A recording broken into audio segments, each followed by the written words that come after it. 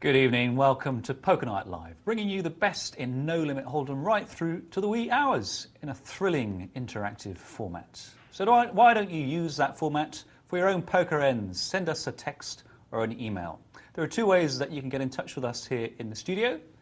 You can text us here by texting poker and your question to 84222. Or if you'd rather use your computer, you can email us at poker@pokernightlive.co.uk. It's myself, Dr. Tom, and Mr. James Browning in the studio tonight. James, would you like to take us round the tables? I certainly would. And here we go.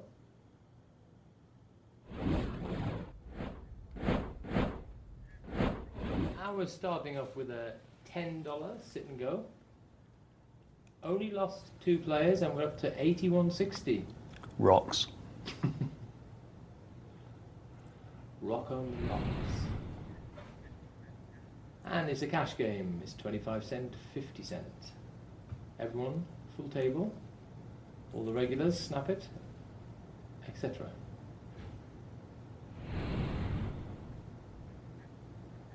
Going up in price, twice the price in fact. It's 50 cent, $1, combined for 50, and that's a full table, good to see. Cincinnati Kid. Should have him in every poker game really, with a name like that. And green, yes, that's right, it's multi-table tournament time, and this is a tournament we'll be returning to throughout the night, and hopefully joining for a final, which normally has quite a bit of play.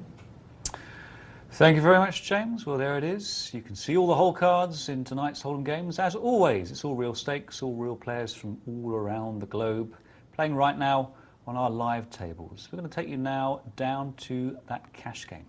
Which one? 50 cent or $1, I bet. How do you know? Just a feeling. My God, what a read. Heads or tails, 50-50. Well, Snappet's got the queens, and that's about the scariest board you could really imagine with a pair of queens. And surprise, surprise, Stantis has got a better hand, on that occasion a straight. Snappet immediately dealt another pocket pair. What's he going to do with it? It's going to be folded to him in the small blind, and I think a bet clearly in order here. Simply because it's strong. Pair of nines is strong. Interesting. He's chosen to limp. Is that a deceptive limp in the small blind, or is it a worried limp? Loosey Goosey, having limped on the button, hasn't shown much strength, and you might expect Snappet to look to take the pot down there and then, but perhaps he feels that if he does catch a 9, he's got a chance of getting all of Lucy's chips. Well, now's the time to raise. He's got what he wanted, 3 undercards to the board, and indeed he's raising here and looking to close them out. He's put in a pot-size raise.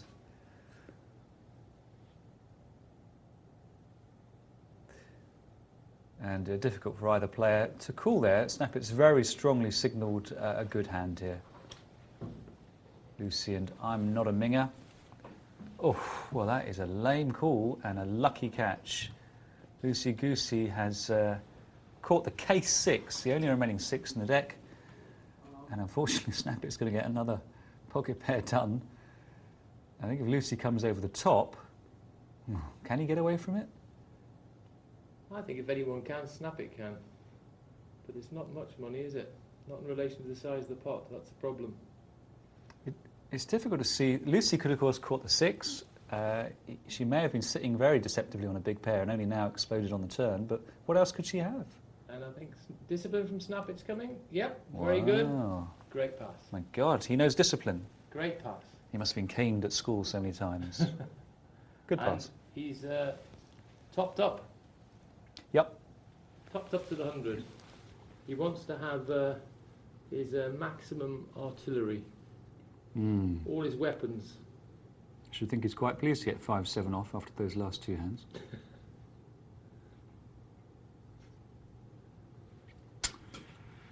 Cincinnati Kids putting in a minimum raise.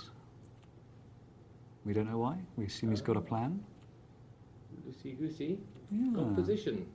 Interestingly, actually, I think I might well call with 5-6 off against a limp, but against the minimum raise, it would probably be enough to make me put it down. So I was reflecting on what Cincinnati Kids' little raise might be in order, and it turned out it didn't make Loosey Goosey put down that small connecting pair. Well, he's caught the ace and he's taken the pot.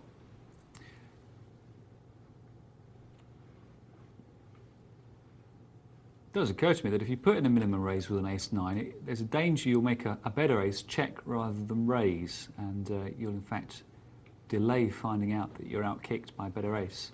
I think if you limp with ace-9, there's a reasonable chance that ace-jack will raise you, and really you want him to raise you so you can throw your hand away. But if you put in the minimum raise, the ace-jack may think, oh, hang on, is this aces? And just call. I don't think he's that likely to fold. So you may be clouding the issue a bit there. However, I don't want to be too hard on minimum raises because I do make them myself, but I never really quite know why I'm doing them. I just feel that this is the right move at this time. Well, I think if it tends to work at a table, fine, and that's the important thing. But when you say work, what are you trying to achieve? All of a sudden, if they accept this as being a raise, so a cheap. You've bartered and said this is the new price for raises. It's a flat raise. Do you all agree? Well, yeah, okay. Is that ever going to work? It does work, yes. And I've witnessed it working in tournaments. Tournaments maybe, yeah, because that's fold or raise sort of situations. Yes, and I've seen people like Willie Tan really use the small raise very, very well. And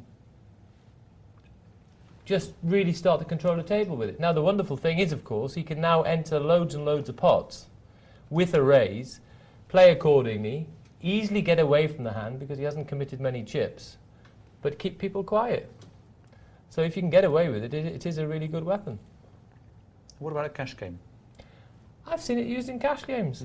It's just basically, in late position, I occasionally pop in a flat raise in late. A loose raise, James? Surely not. Well, well, yeah, sometimes a flat raise, and small blind passes. Doesn't want to know. Looks a bit smelly, this bet. Yep. Sometimes even the big blind passes. It's happened. It's true. Yeah. So I go down as far as 2.5 times the big blind, but I think no smaller. no, generally, I'm with you. Obviously, I often raise more than that. I mean, I've had a little spell recently, just in my online cash games, where I've gone back to actually going to a higher level of raise. Funny enough. This is on the internet, is it? Yes. The big blind raise. Oh yeah. And the reason is is because the table I was playing at was actually quite passive. So they're playing tigers in the long grass, waiting to try and catch you with a big hand. You don't mean tight, you mean passive. You mean they're coming in. They're passive. No, they're playing. They're not playing aggressively pre-flop. They're not doing raises or whatever. They're trying to catch people. They're trying to trap you. They're playing trappily. So I call it tigers in the long grass, like a tiger lying in the long grass, waiting to pounce out for you. Right. So what I've done there is it means that you do win a lot of small pots against them, but you have to know to be able to get away and not lose those big pots, even when you've got quite decent hands. So they're playing tight passive, not loose passive. Yes. Right. Yes. Fair enough. And so that way now I thought, well, this is ridiculous. I should now raise the price of my initial raise, because if they want to come to have a look at this to try and connect with a monster or whatever, I've got to charge them more for it. Because then when I take it down when I've missed or whatever, I've captured a bit more money. Now this helps to pay if ever they do catch me along the way. So that's why I raised up the raise from 3 big blinds to 4. What do you reckon? It's very interesting, yeah. If you're playing against a bunch of people who love a pair of suited connectors and want to catch a big flop, then yeah, charge them a price. Yeah. Yeah, interesting. But I think that's, with our games, we should be prepared to do that. We should be prepared to alter our game. Don't get stuck in one format, and be aware and look what's going on around you and look at what players you're playing against. Because it could well be that one style is better against one type of player and another style is better against another. In fact, that is the case. But I think too many of us tend to go on autopilot. And that is not a good thing. See, loosey-goosey before,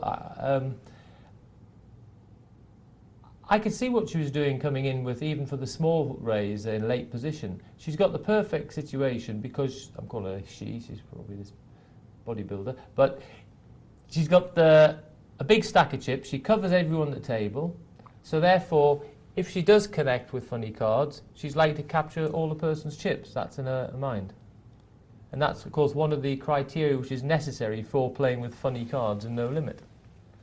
You have to be able to be paid well if and when you connect, because you don't connect too often with the funny cards. The big mistake is when people play sort of weird cards and they've got no chips. You go, well done, you've just hit your miracle, and now you can't get paid much. Well, they've got no chips and they slow play something. That's another good one, yes.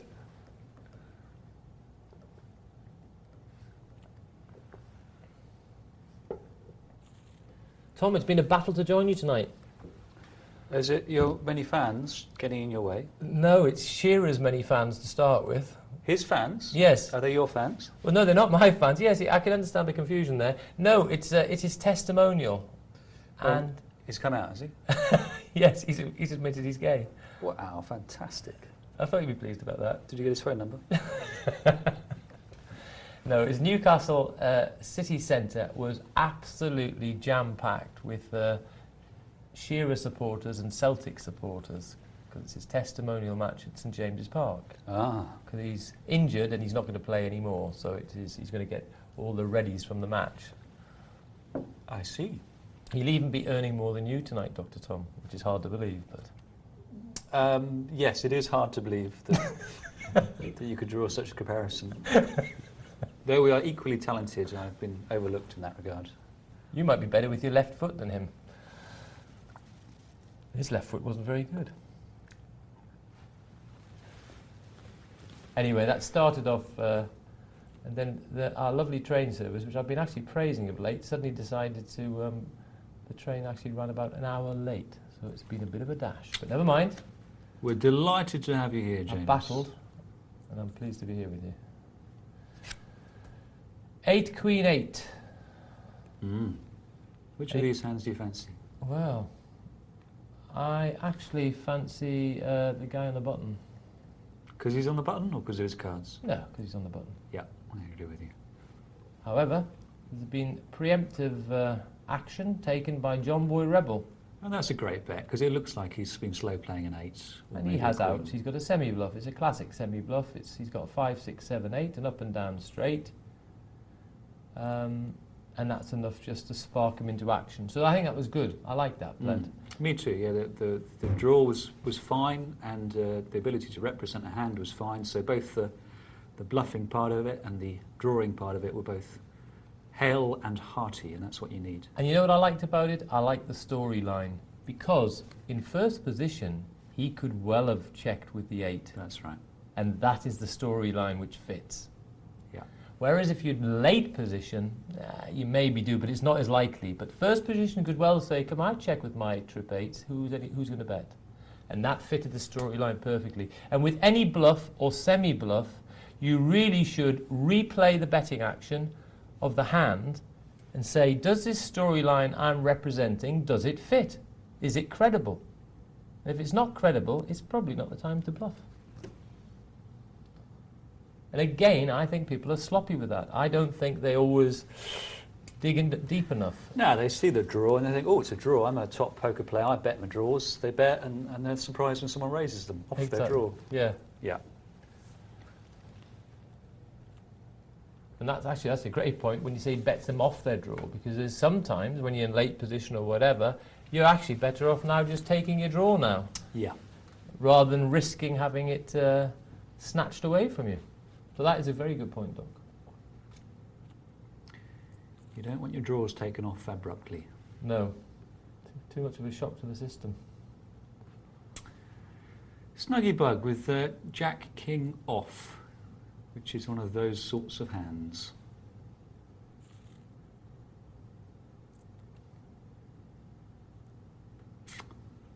And it's just got a better jack. Under the gun, ace jack off, 8-handed table. All other things being equal, I think you're probably best off raising, but I don't have to be dissuaded from it by too many things. Yeah, it's not, I mean, never, I've been known to do it, and maybe in an 8-handed game more likely to, because again that hand has gone up in value. Yeah. If you're in a 10-seater, I really think the play is quite dodgy. Yeah. But in 8-hander, it is not bad. It is likely to be the strongest ace. It's marginal, yeah. It's marginal. But I said, once you go 2 more seats, it really becomes pretty dodgy. As I said, I've done it, but I can well not do it.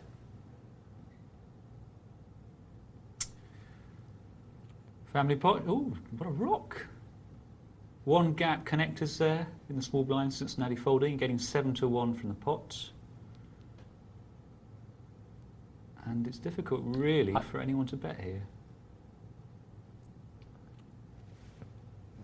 Yeah, I could check the 7s there. I don't know what a reply means. I don't know if it means a draw, several draws there. I don't know if it means an 8, a jack, or what. I'm not so against that. It's because he's already had the check from Snuggybug. Mm-hmm. So he said it's basically, in a way, he thinks I'm only perhaps playing against 1.5 people now. Mm-hmm. So, like, say, it's only 50% of the time the guy might be trying something tricky. That's overdoing it, probably. So I'd say I'm only against 1.5 people now. That's a fair point. That flop doesn't look too dangerous. I think I'll try. Give it a go and see. Yeah. Otherwise, someone might take it off him on the turn. Yes. Great, we've got a sit and go, and we're going to show it to you. And here we go. That's a brilliant idea. It's a $10. Is that why we're going to show it? Yeah, big stakes. $40 to the winner. Tom, you're going to have to come up to Newcastle one time. Yeah, why? For the poker.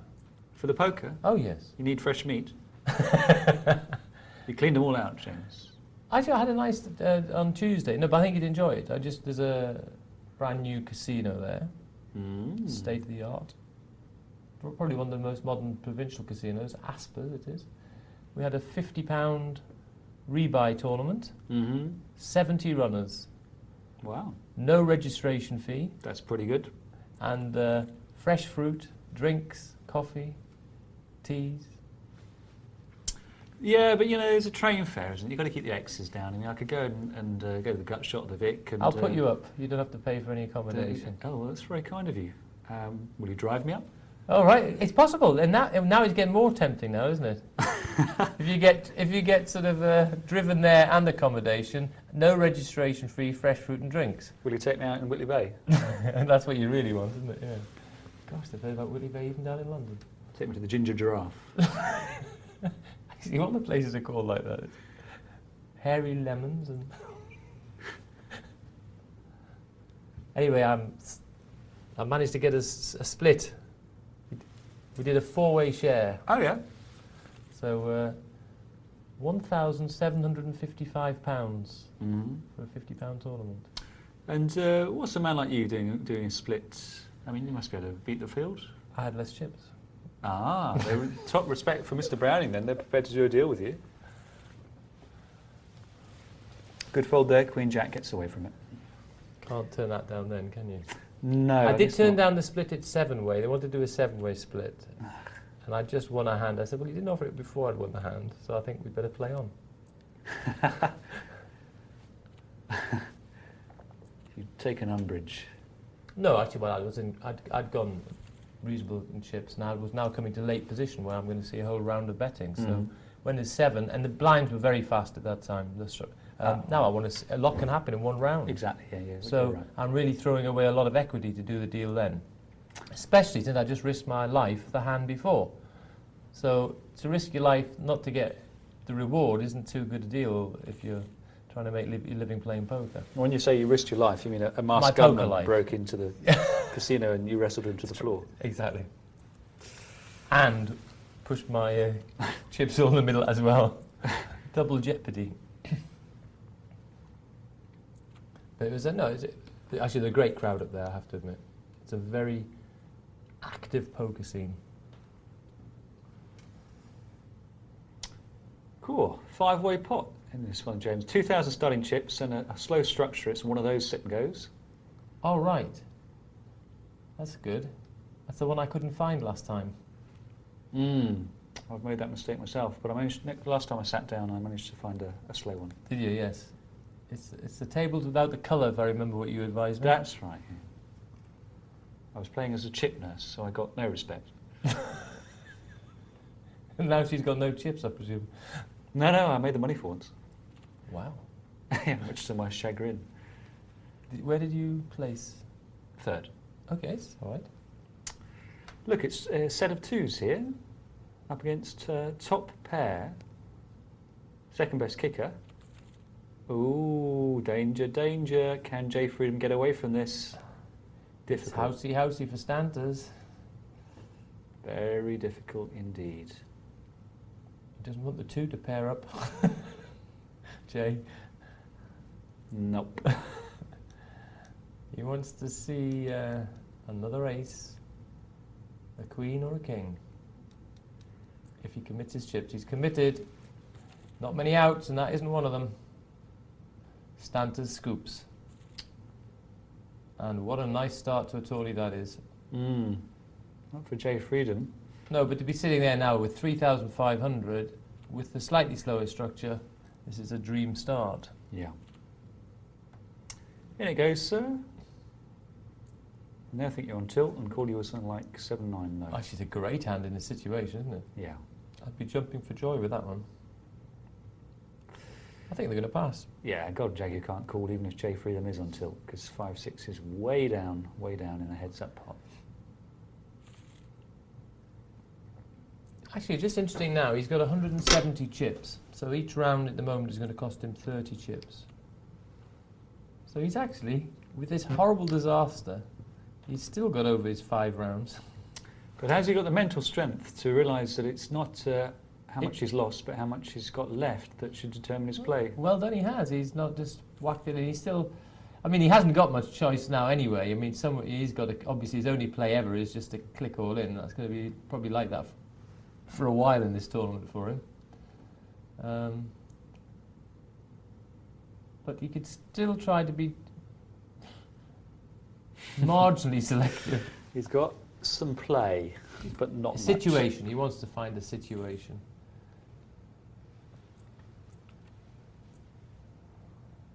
That's not it. No, and he turns that down. Looks like there's going to be too much opposition there for that one. In that situation, if I'd had low-suited connectors, I would have... I'd have joined the party there. Once I see there's already a bit of company there. Because I think if I do connect with this, I could possibly beat the whole crowd. And Farce has got the ladies. Being called by Banu with 9-10.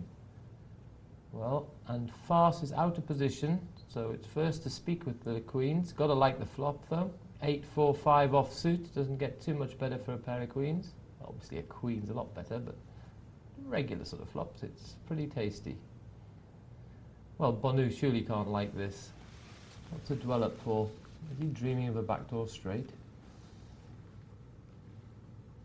Or is he asleep? Looking down at Jay, it's another one he's going to pass.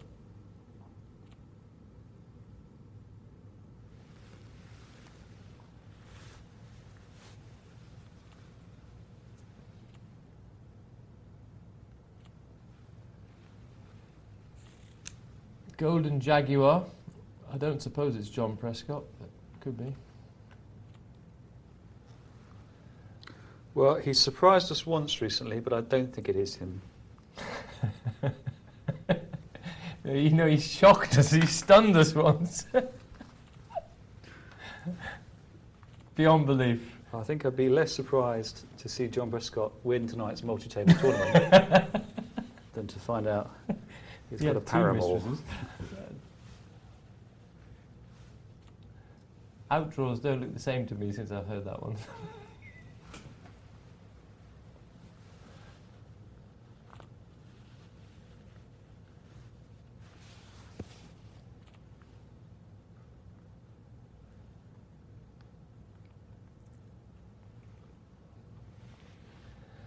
Stanters, Katie. Stanters is Katie. K10, King 10, Katie. Ah, It's known as Katie, I thought especially in you were- America. You were aware of her name. Oh, right, no, it's just the name of the hand. But not commonly used, but it's Katie. Terrible hand, King 10. Terrible hand. That's why you probably never bothered to learn its nickname. Didn't like it. Here's a situation that occurred to me the other day in a sit and go. James, where am I? I think we're 4 or 5 of us left, can't remember which. I've got King 10 suited in the big blinds. And I've got, let's see, the blinds are 50, 100. And I've got, I think, 800. And the small blind completes. It's folded around to him and he completes. So there's 200 in the pot. I've got 800. I move all in. Yep. Don't mind that at all. And he calls with ace 2 off. And I'm wondering whether I should have moved all in and negated my position. No, I think I like your play. Do you? Yeah, I do, because I think you definitely have fold equity there. It's not the greatest of hands, but it's certainly one which is reasonable. And I think you've got fold equity, and the fold equity is good because you increase your stack by 25%. The trouble is that although you think you have fold equity, the fact that he's prepared to call and then call on all in with ace bit implies that the fold equity is not as much as you might imagine, because he did call with a better hand. Right, he called with the ace 2, but what other hands would he have made up the small blind with? And then called. No. I see what you're saying. Yeah, that's why I went all in. Right, course. and that's it. So you're looking on the bleak side, but what other hands would he have made the small blind? And he'd have made that up with a lot of other hands, with his jack 5 and jack 6 and all these ones, and you capture all those. Okay, so we'll assume I played it well, made brilliantly, but let's look at it from his point of view. I thought it was a rather eccentric way to play it, because he obviously threw away fold equity by taking it to a showdown. Right. And yet, he did get himself against me all in. And with a favourable hand. With a favourable hand. Right. Not a long way ahead. But so let's go to his position, and let's think what he should be thinking, is the way I would look at it. So we look at you and we say, okay, it was not quite a Tom-like play we normally get here. What's he doing? He's suddenly decided to go all in. So he's probably hasn't got a monster where he wants to tangle with me. So he probably puts you on a lesser sort of hand. Because he thinks with the amount of chips you've got, because you basically have only basically got about 5 rounds of play. So you say, well, you haven't got a monster because you probably try to want to have a battle with it because you need to get chips. So he now puts you on a lesser sort of hand. He might think you've got a small pair. He might think you've got 2 cards above a 9 or something. Mm-hmm. Oh my God, look at this, James. Wow. Oh. Oh well, it's all going in now. It is 2,100 in the middle, and now they can't really... Unless an ace comes, if they slow play it and then an ace comes, that might slow them down. It's difficult now anyway, isn't it? It just... Oh! Well, Bonu's going to push, isn't he, surely? He may check it. He may think it's so strong. Anything apart from an A is pushed. Well, of course, fast calls. What's the dollop made of? If he folds this, it'll be psychic. If he folds this, he's hacked into the machine and found out what's going on. You can't put Bono on a sit. What? Very good, eh? But how, James? How did he make that I'll fold? tell you what, unfortunately, I confess I missed the beginning of the story. Because, So did I, yeah. Because I was talking through your situation. So I didn't see what the raising situation was before the flop. Now, whether there was questions asked and questions answered. Listen, Queens is a hand, Queens is a hand, it's difficult to sit and goes, but Queens is definitely a hand you should be putting down in no-limit tournaments quite a few times. Yeah. I didn't see the beginning, but there was such a big gap between the 6s and the queens that the guy could have had a pocket pair with. Yes, I mean it looks astounding. Just we've seen the tail end of the story there, unfortunately, and it looks quite astounding to see the great pass by Farce. She's a clever lady. Oh, she is a lady. She is a lady. No, really. You're looking. No, I believe you. Oh yes, no, I wouldn't give you false information, knowingly. So he's this geezer with the ace bit. Yes. He's chucked away his fold equity. So now he has to look at you and say, right, what situation are you in the tournament? A bit under pressure here. You need to do something. So now he has to now look at your window of hands to see what you would make that bet with. Now probably having an ace, I don't know. I'm not sure if he was right, but I'm just saying I think that's the way one should look at it. And it'll depend what window of hands we can put Tom on here. Well, it's quite a wide window probably here. Most of them usually. In that case, he's right. If it's most of them, he's clearly right. But do you Because think? it's a well above average hand, heads up. Do you think he actually said, "Well, what I'm going to do is I'm going to"? I think it's a tough hand He to threw call. away the forward equity by calling in the first place. He could have just gone all in and taken the pot. Did he decide to call and then, when I moved all in against him, say, "Oh, hang on, of the hands he could have, I'm beating most of them. I'll call," or did he deliberately say, "Well, if I go all in with ace two, I'm Trap checking with my ace two. I win 150 if I go all in and he's got nothing. But if he calls me, he must be ahead. So the only sensible player is to call." Maybe that was it. Because if deliberately he called planning to call me, then I'm going to be a bit more careful on the big blind in future in that situation. But again, it's against different players, Tom. It's against different players. I know, but Because against a lot of players, I believe you've got quite a high percentage of fold equity there. That's right, yeah. It's hurt. You've got enough chips to hurt. And in a sit and go, that's going to be a significant amount of chips for quite a lot of people.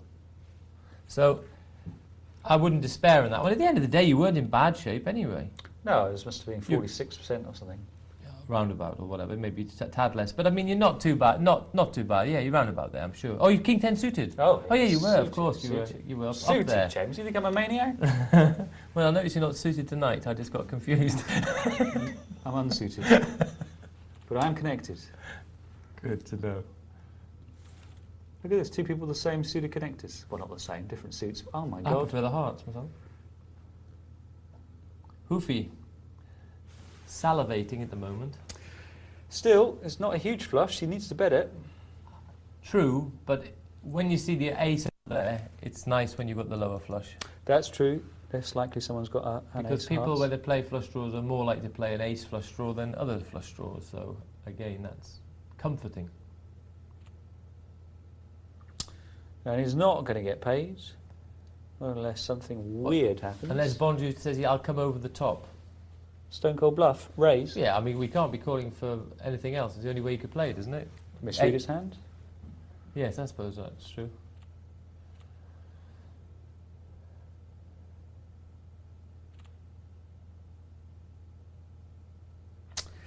Well, a little bet, I think. 120. Oh, great minds. Takes it. Yeah, okay, I'll carry on doing it, James. I mean, basically, having done it, and then the fallout was the way the fallout was. I got knocked out, and I thought, hang on, I didn't even think about making that play. It was an automatic play to move in there, because normally the small blind completing is such a green flag to just take the pot down with a raise.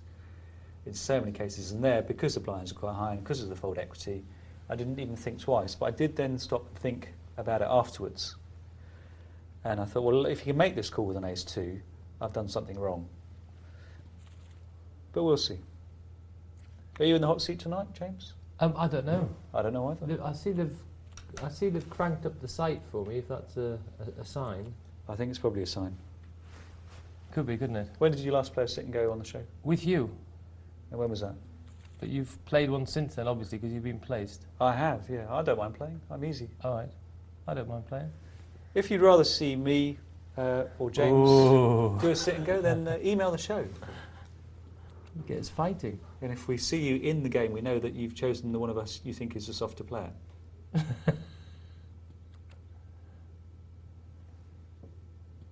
We could, of course, play together. Ooh. Just let the show go on by itself. Just, well, no, when you're not in a hand, you can commentate. That'd be fun, wouldn't it? It's not a bad idea at all. Yeah, we could consult. No, Would that be would a be team. collusion, but we just turn the It's not markers around so we can't see each other's hands. Or play alternate hands. No, we play under our own names, but Oh. we both sit down on the same table. Oh, I see. Revolutionary new format. Well, it's a thought. It's a thought. Don't think it would happen though. It wouldn't work. Oh, okay. You're just scared to play me, aren't you? Yeah. So I'll play on a $5 game, James. All right. So I'm not playing with my own money anymore.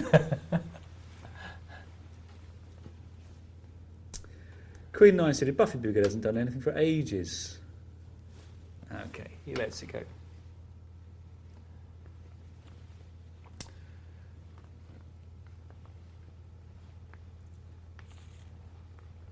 The ace-7 is good.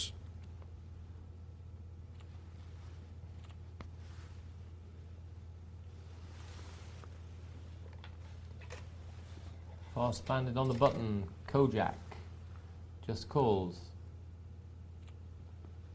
I don't mind that either. He's got position. He's controlled the size of the pot.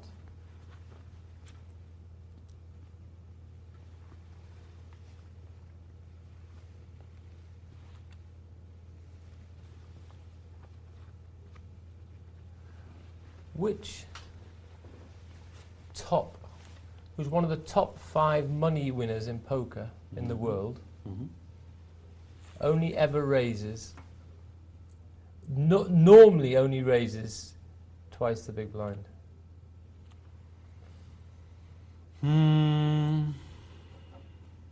We'll throw it open to people there, see if anyone knows. Or, I mean, if you can answer it, we can save them bothering. Top 5. He's a top 5 money winner. And his main raise is just twice the big blind. Good question. I don't know the answer, but I'd be interested to see if anyone could email in a candidate. Yes. Occasionally, if he doesn't raise twice the big blind, he raises 2.5 the big blind. That's when he's really singing and dancing. Never anymore.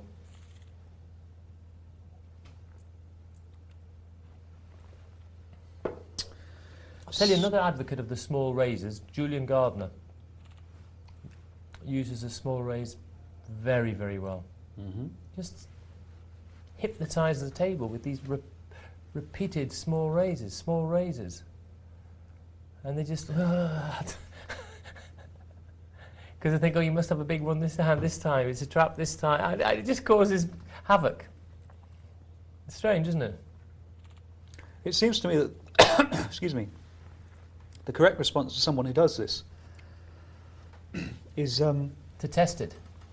Is to treat it as basically a check or a call, but just be slightly tighter. So you can't afford to be putting down hands all the time against someone who's small raises, because he'll just take you to the cleaners. Oh, I thought you thought the best way to treat it was to say re-raise him. No, the best way to regard it is that it is effectively the same as a check. Okay. Or a call if someone's a bet and he's put in a very small re-raise. Okay, so therefore if you've got a raising hand and he's done this, you should re-raise him. Yeah, but you should be very slightly tighter.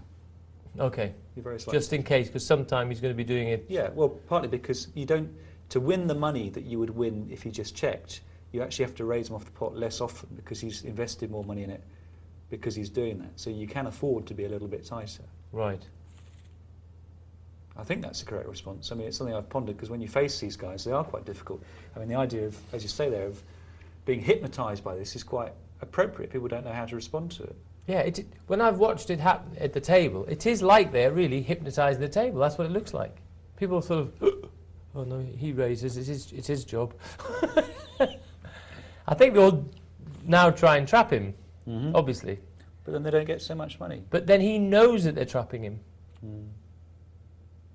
So it's difficult. And by this time, once he's captured, been drawing chips, he's in the situation, of course, where he can have an accident and still be alive and kicking. Yeah, and I don't think trapping someone who puts in a small raise is particularly worthwhile because you don't win as much when you do. It's fine to trap someone who's betting a lot and big sums, then of course. But this guy, I think you've just got to treat him as if he's checking and go from there.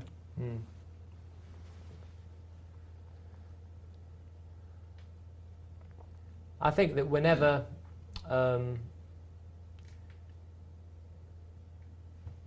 you've got a situation, I know actually in the tournament, I was in a tournament in Walsall, and it was actually with Julian Gardner, funny enough.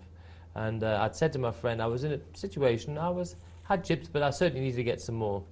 And I said, I need to get a chance to double up here. I said, I'm sure it's going to happen from Julian, because he's acting before me. And sure enough, it came along. I think I was on the small blind. Ping, in his raise comes. I just go all in. I think I had ace queen or something. And he had like jack 5. But he called the raise as well. That's interesting. And it would look like a very hard call on the raise. I mean, but of these, he's a very aggressive player, and he's a great player. He's had great results. But of these tournament players who do repeatedly keep on pushing raises, they tend not to want to put hands down. Because I think the reason is they want to say, don't think you can push me off hand because I'll call anything. So again, they tend to sort of dampen down the opposition. And I'll tell you another one who does that, and she's won loads of tournaments, is Lucy Rokash. She's got an amazing tournament record. She's way up there in the rankings. I mean, an amazing tournament record. My goodness, to get her to put her hand down is virtually impossible. And once she's raised, it doesn't matter. She'll probably tut and just put the chips in, which mathematically obviously can't be right. But for the effect it creates, I think she must gain by that. Yeah, and she will on future if she survives. Because you think, I can't push her off the hand. But it's interesting that you say that you've seen specifically Julian Gardner make when he's chipped up, making a big call so that he maintains an image. I couldn't think he was mathematically couldn't be correct, especially against someone who was almost certainly going to have a hand. And it's interesting because I've seen him do something mathematically incorrect at the other end, which is to try and pick up some blinds when he's short stacked, and be raised. And put it down. And then put it down. Have a look at his chip stack, and it's clear here that really he must call. He must call this bet. But he's put it down because he still thinks he's got a little bit of play left in his stack. Right. Whereas he's got no play left whatsoever. So I presume he must have had the worst hand in the world, obviously, when he'd done the move. Yeah, it must have been the worst hand of the world that was still correct to call with, but he thought he could let it go and get a bit of play out of what he had left. So maybe his decision, because it was like the absolute rubbish hand, that he probably was not as bad as an average hand. So, yeah, but that's strange, isn't it? Because, I mean, the guy's undoubtedly a good player. I mean... Oh, yeah, I'm sure. I mean, when I saw that, I thought, oh, hang on, maybe I should be thinking about this. You know, you don't think he made a mistake. You know, I've mentioned it before, it was a long time ago on the show, but I mentioned I was on the table with him for hours and hours one day at Luton. And I walked away from the table, I said it was just like a masterclass. This guy has just played like a dream the whole day. And it was just, I wanted to stand up and applaud his play. He was just like amazing. He just ruled the whole table. It was just like an amazing performance. But funny enough, he came back the next day, my goodness. It was like he was a different guy, and I didn't like his play at all the next day. He disappeared. It was all the control had gone. It was crazy the next day. What a difference a day makes. Now, what a difference a blind structure makes, because this sit and go would normally be done and dusted by now. But there's still 7 players in it. So the slow structure and the big chip stacks, hats off to the structure changes.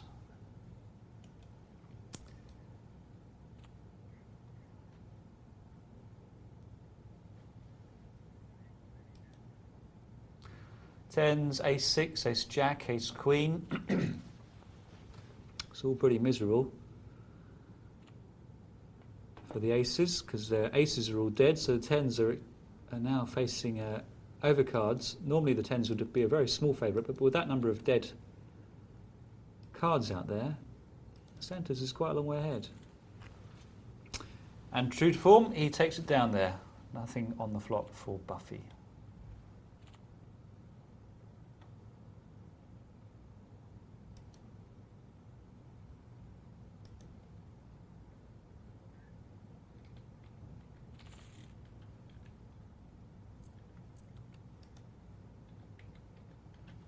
Blinds 80, 160 now, and only Stantas though in desperate straits.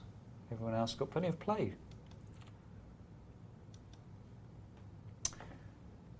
Barrog makes a move with the eights, and he looks like he's deliberately left himself enough room to get away from it.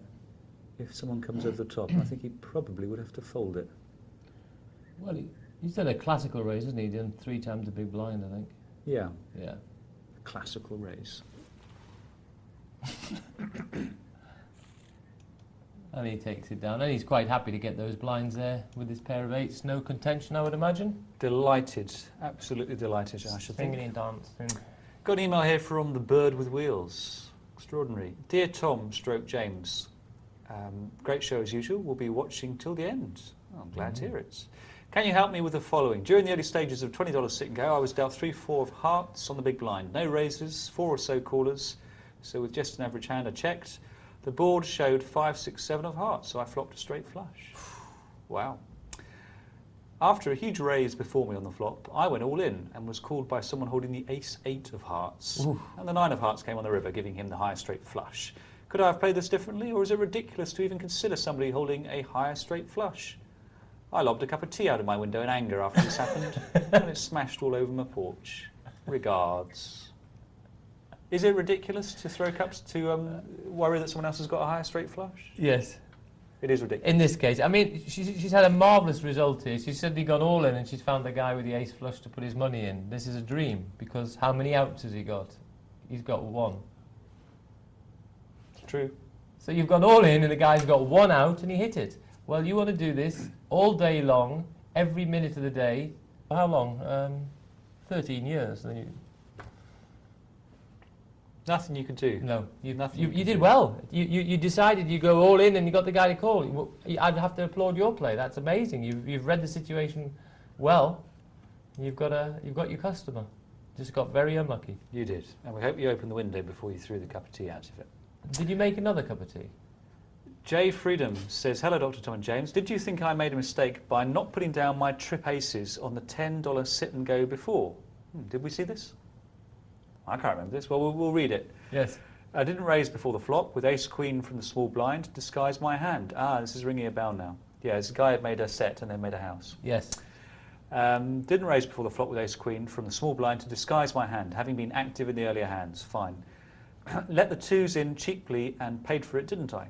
I've been trying to get on the TV tables for ages, and for the first time I'm on, I pull that performance out of the bag. I've exited 4 tourneys today as a 70-30 favourite, but what can you do? Yours, Jay Freedom. P.S. I want to play Casper, really. He's the one with the money. Just kidding. Happy to play any of you guys. Long-time watcher, first-time player. Keep up the good work, fellas. Yeah, hard luck, Jay. Difficult to get away from, really, wasn't it? Yeah, he's against trips. The only thing is, in these situations, this is a classic encounter, isn't it? It's a classic problem in No Limit Hold'em. Hitting the top pair and being against someone who still wants to be there. We sometimes have to start thinking why. Exactly, yeah. It's a real play the player, not the card situation. Yep. Yeah. Think how good you'll feel when you put down those hands when you are losing. But then think how bad you feel when you put them down when you're winning. That's true. Yeah, unlucky, Jay, unlucky. Don't know if the king on the board made any difference, but it was difficult to get away from. We're going to take a short break now. When we come back, James will be playing and I will be talking. See you soon.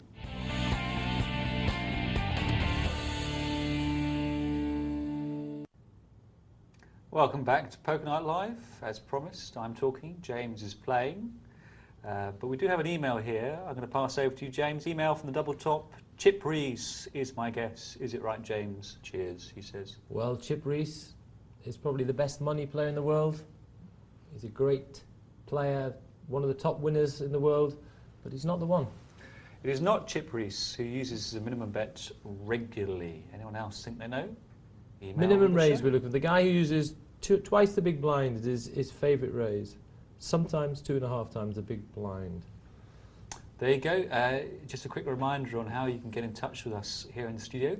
Not only about this subject, but indeed any poker subject that springs to mind. There you go. You can text poker and your question to 84222. 84222, or you can email us at poker@pokernightlive.co.uk. We are here until 2 o'clock in the morning. It's 100% live in here. It's just gone to 11 o'clock, and I think it's time we had a look at our multi-table tournaments. If you'd be so kind, Maestro. Here they are, our multi-table tourney warriors, and I can tell you that there are 20 players left from original 101, average stack 7,575, and our chip leader is Eat My Ace there in seat 3, larging it up with a pair of 6s. And he's in good shape. Oh, I beg your pardon, Rosie's has just overtaken him. So he was obviously chip leader about 2 minutes ago when I got my information, but there in front of us we've got Rosie's, who's obviously taken a bite out of him.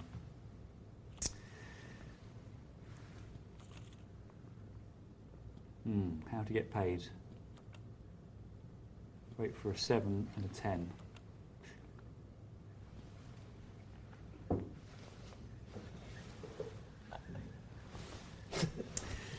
And he can bet for value, and he does, hoping someone will put him on a bluff or something, calling with a king or a 9. So now he is, again, chip leader. Perhaps it wasn't so much out of date as not yet in date. Anyway, let's see ace 10 go. That's interesting there. Under the gun, doesn't want to play it. Well, with 200, 400, there's only one thing to do with these 8s, and that's to go all in with them. And Dante will be very happy with that move. And the hand certainly warrants that move, and he'll certainly be happy with the fold as well. But he's still got lots to do. Sitting there with 6 big blinds, really, if possible. He wants to get his chips in again before the big blind hits him. Well, yeah, fair enough. Quite tight's got 3,300. He picks up 600 if everyone folds. Look at this, James. I never saw such a thing. Oh my goodness. That was kings. 4 kings against a pair of aces. Yeah. Unbelievable. Seen some hands tonight, aren't we? Goodness. I don't think I've ever seen that, though. I mean, I've seen kings outdraw aces, but not to the tune of quads. Not to the cruise it like that. Unbelievable. Quite tight. Well, maybe he used up all his luck in one go there. So Eat My Ace takes a bit of a morale dent there. I mean, he couldn't believe it. He's sitting in the big blind. Guy under the gun goes all in. Not turning out to be a hand that's very difficult to play. He calls quad kings. Ah well. Ah well, he's still got chips. King 10 suited. And that's a steal, no doubt about it. One place off from under the gun, he puts in a bet with King 10 suited. You don't want to call, and that's fair enough, but you don't want it to be much worse than that. Machinist doesn't really have chips to put in a steal with something like 6, 7 suited. I don't think that's wise, because although in principle you can steal with anything, you do need to really be stealing with hands that have some chance to make a credible hand. And the thing with 6, 7 suited is that its value, when it does get called, is when you make a big pot out of it, because normally it will miss. You want to get paid. Well, we're going to rejoin our sit and go now. Come back to these boys later. I think it's been cryogenically frozen during the break. And we're back in time to see Stanter's flop top 2. Very nice indeed. Doesn't like that club. 400 in the middle. Time to bet. Why not put in 300? 300 would deny your opponent odds to draw. And now he can't really bet, unfortunately, because Stanter's reckons he'll only get called by... That's comedy. That is comedy on a plate. Stanter's flops top 2, and by the river he's let 4 clubs appear without having bet it, and then he folds to Stone Cold Bluff on the river by Golden Jaguar. And we did make this point earlier, when you haven't got many chips, there's not much point in slow playing, really. And there's certainly no point in slow playing when there's a draw. And look at that. 4 clubs came. Golden Jaguar didn't even have the draw, but he pushed Stanter's off it.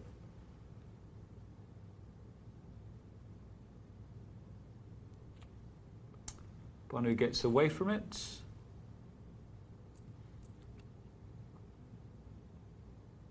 Let's see if Hufi gets on any better with the Jack 10 off. He might well get a walk. Well, Bonu, let's see. Suited King, yeah, worth completion. And I think Hufi's going to have to bet this to find out where he is. Unless Bonu represents here, because, yeah, I quite like the bet there.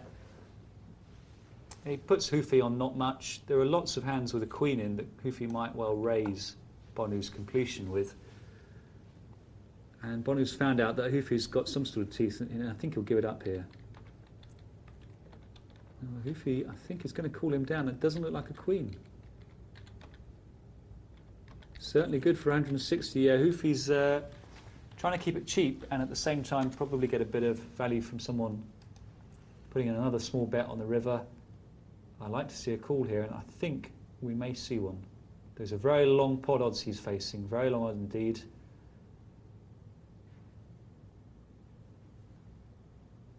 I'd love to see a call, and I think he can make it. No, he folds.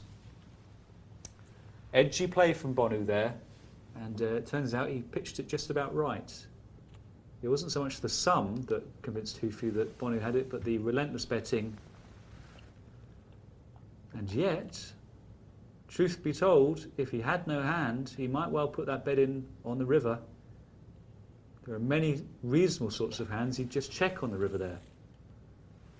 But certainly a bet on the river in that situation is textbook poker theory. It's either a big hand or a large hand, certainly, or nothing, a bluff. And I think Hoofy could probably have called there for the odds he was getting. A pot-sized bet he could have folded to, but I think a call could have been made there. Doesn't look too clever if you call down on each street and find out you're behind all the way, but still, on the river he had the information he needed.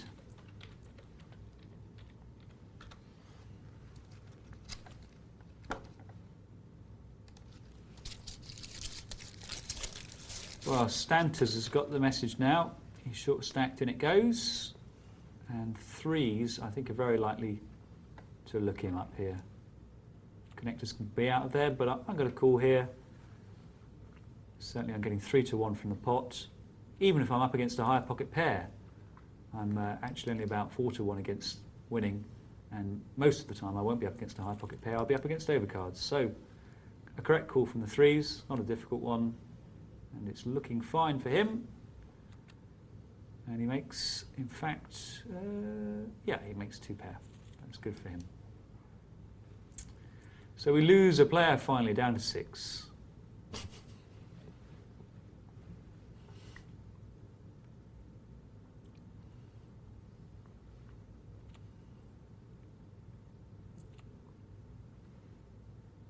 And Hoofy moves all in for about 5 times the big blind.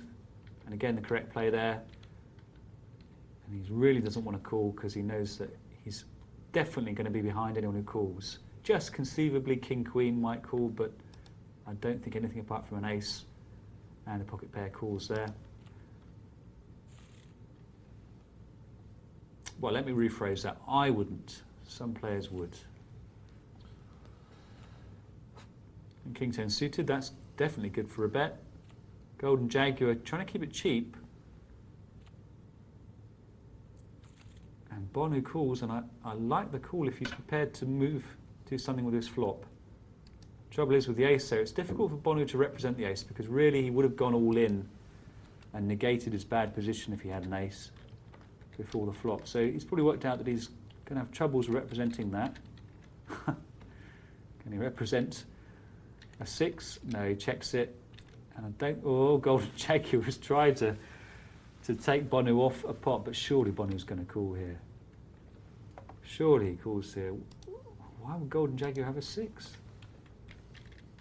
He's calling here. He's putting 1280 to win half of 14. So he's putting 1280 to win 700. I think he can make that call. That's a big fold.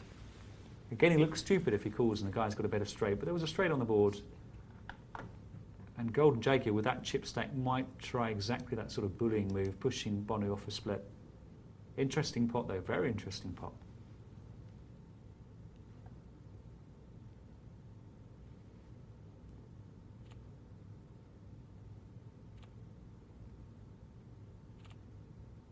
Now, Fast Bandit there actually perhaps just had enough chips to steal there. Hoofy can lay down hands. I might be inclined to bet against Hoofy with 6-8 suited, knowing that it's either that or pray I get some sort of decent hand, and preferably no caller in the next 3 hands before the big blind arrives. I think I'd have probably moved 6-8 suited isn't going to be in terrible shape against many hands that call it. Let's say ace-king calls you. Well, you're looking there to be around about 40%, 39% I'd say. And of course you've got the huge fold equity. If the blinds do fold, then you've got massive fold equity there, a big, big increase to your chip stack just by betting and not letting them see a flop. Buffy takes a view and takes it down.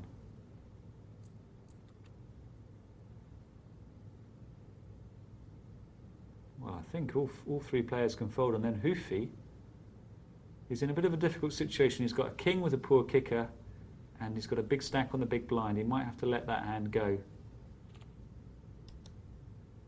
Bonu certainly doesn't want to play. I think he's going to let it go, yeah. He's just worried he's going to get called. Buffy, I think he's going to get re-raised here. Golden Jaguar can see that Buffy can hurt him. But he's got an ace, and Buffy might lay down. It's looking more and more like a lay down. Yeah, marginal one that. Golden Jaguar knows he's not a long way ahead. Thing to bear in mind with ace 2 is, especially when you're defending with it like that and looking to take it to a showdown, is that although of course there are many better aces than you, a reasonable number of them aren't significantly better. And that's because if you've got ace 2 and your opponent's got ace right up to ace 6, then it's very rarely the case that he wins on the basis of his kicker being the best kicker. In that situation, ace 2 versus ace 6, or ace 5, ace 4, ace 3, the pot is often split, and if it's not split, it's awarded to one of the players who catches their kicker. And normally only one of them catches a kicker, so effectively you're looking at a 50-50 sort of situation there. So when, as is often the case here in the blinds, your opponent may have a really very weak ace, you don't have to worry quite so much about being down there with the absolute bottom ace. Uhus for Hoofy, and he takes out Bonu and gets some much needed chips. And now Farce is the one they're all looking at. And look at this, he's going to go all in, and I'm pretty sure Hoofy will come with him. And if Farce goes in here, I go all in, hoping to create dead money. Getting Buffy be good to leave his big blind behind, and I think I'm ahead of a number of hands that Farce will bet there, but that's a great fold from Hoofy. I'd have played those sevens.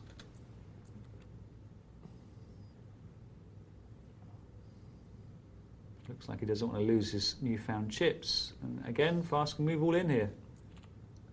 Oh, I hate the call. What's the point of it? If someone raises you, you go all in, you've got to take it to a flop. And now he should move in. And Golden Jaguar's got the draw. Why is he arsing around like this?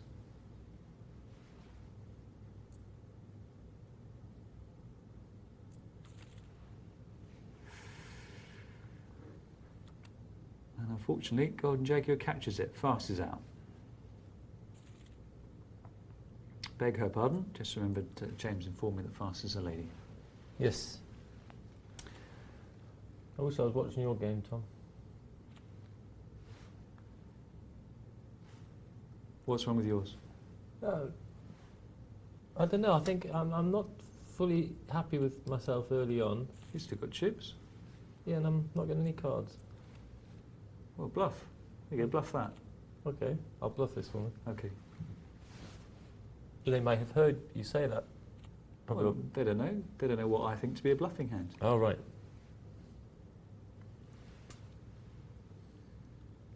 If you're going to let it go, I think. Yep. He's raised me. How can I? You never bluff as a raise? I could. It looks strong when you bluff raise, James. They'll kill me if I've got aces now. They'll never guess you're bluffing. I'm going to have to pass aces. I'll be embarrassed to show them. You don't have Oh, no, aces. see it anyway. Oh, I should have kept them. I can't believe that's when it's lily livered. Oh! You were behind. Well, this is very quickly gone to a heads-up situation. I don't know, you look away and you come back and tournament's over. Well, congratulations, Golden Jaguar, on your king flush. We hope you're proud. Well, that was very quick. Where should we go? How about some cash? Yeah, a bit of cash action. Take us back to the Snap It table. Let's see how they're getting on.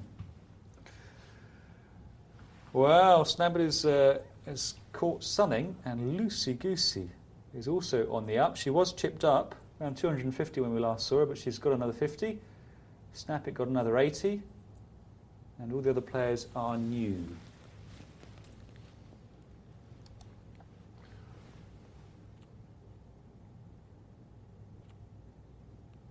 Given to bet, I should think.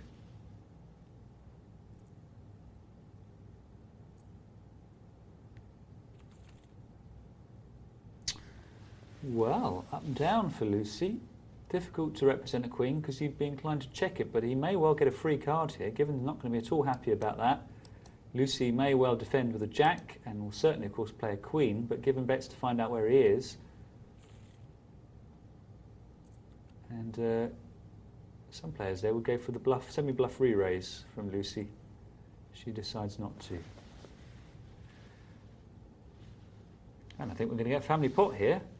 Yes, we are. Jack King won't fold now, I don't think. Snap It. Beg his pardon, I didn't notice. And he's not unwise there because he's almost certainly dominated. He's basically looking to make a straight with the Jack King. In the event, he would be behind to the aces.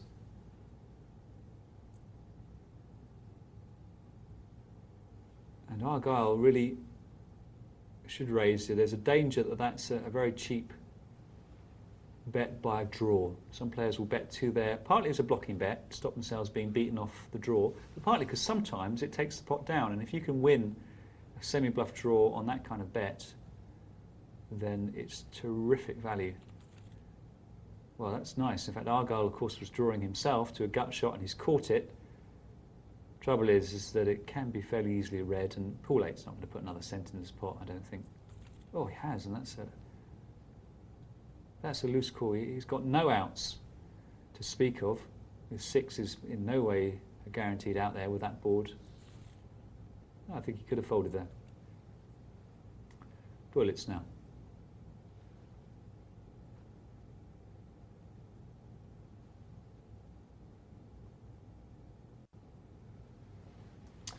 And a grave danger here that the bullets is only going to pick up the blinds. Yeah, we saw Lucy call that hand earlier for a minimum raise. I love Lucy. And undeterred by that shocking knowledge, she calls, hasn't put her off a game at all. Paul is hoping that Lucy's caught some pair there, but it's not to be. Oh, there's the ace-10 again, keeps popping up.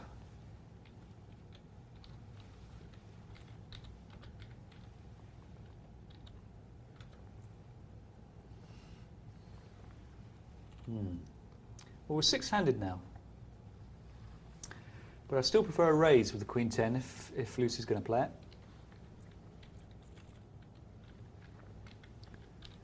And she's going to have to assume the Queen is good for the time being. And I think I make a pot size bet here because it may well be read as a bluff. Yeah, she thinks likewise. In fact, she slightly overbet the pot. And I'm prepared to play that for a few more chips.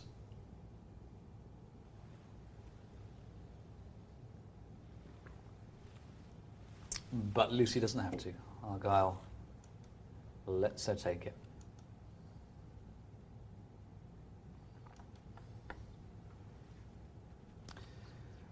Fold, fold, fold, and ace-9 to decide.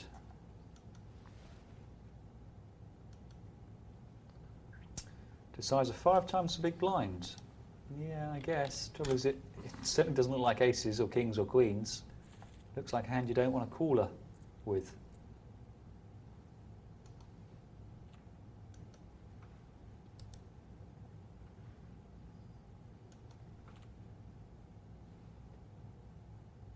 Tempted? Trouble is, the guy who's coming to the pot voluntarily, pair Twain, hasn't got many chips. Yeah, I think that's a wise fold from Argyle Jack.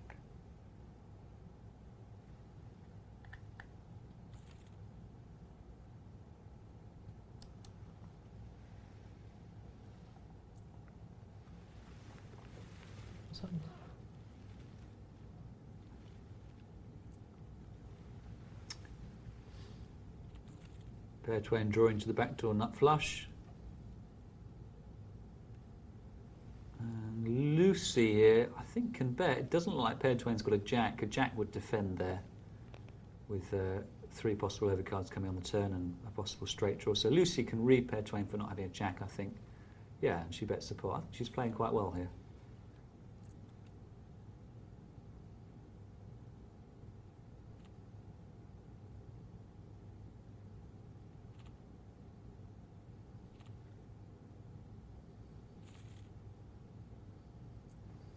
Snap, it wakes up.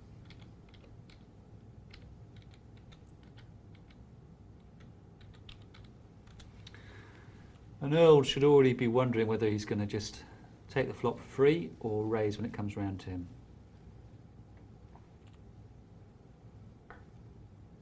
Much depends on whether you think you will take the pot if you raise. Because you're out of position there and you've said something about your hand by raising, so you really don't want to see anyone call you. So if you can find a price here that's not too extortionate and too risky, but that will take the pot down, I think you should put it in. And, well, Earl doesn't mind so much Pair Twain calling him because he's only got 12 chips left. Unfortunately, that now makes it cheap for players behind Pair Twain to call, and Earl just doesn't know where he is. So it's not worked out brilliantly for him. And he may even be secretly not too worried that he doesn't have to get too busy with that flop. And that's a clear check, an absolutely clear check. Oh, that's an unwise, very unwise bet. Doesn't matter that I can see 2 pair and a king. 2 people have called the raise. A king is very likely.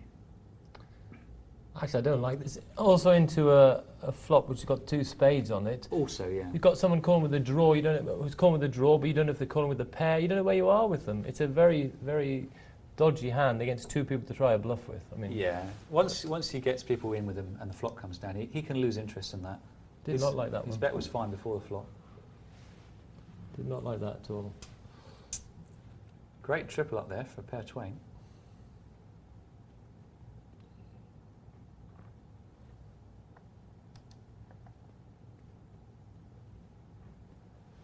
I know why you've sprang into action, James. It's because you've now got more chips than you started with.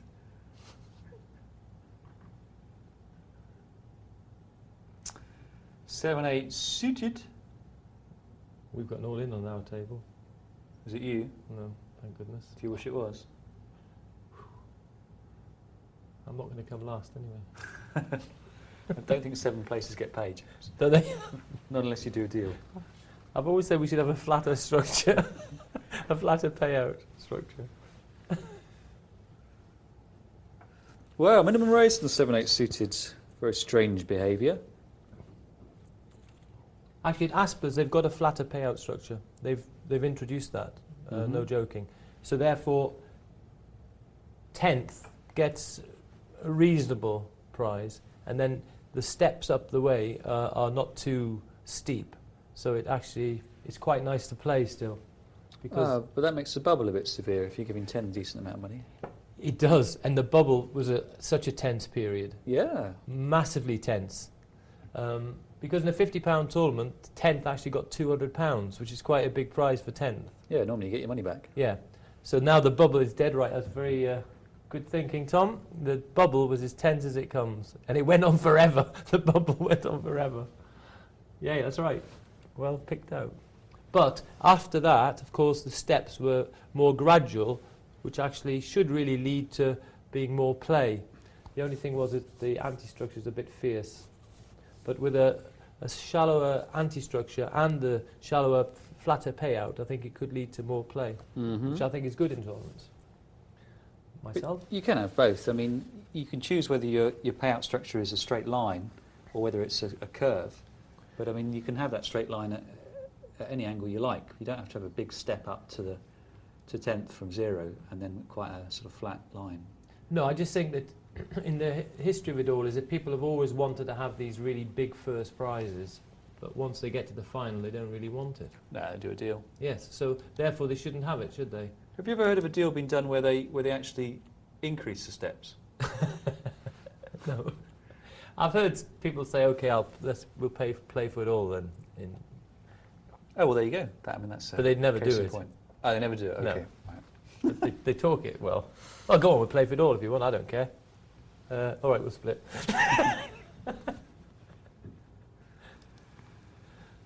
50-50, but the winner gets the T-shirt.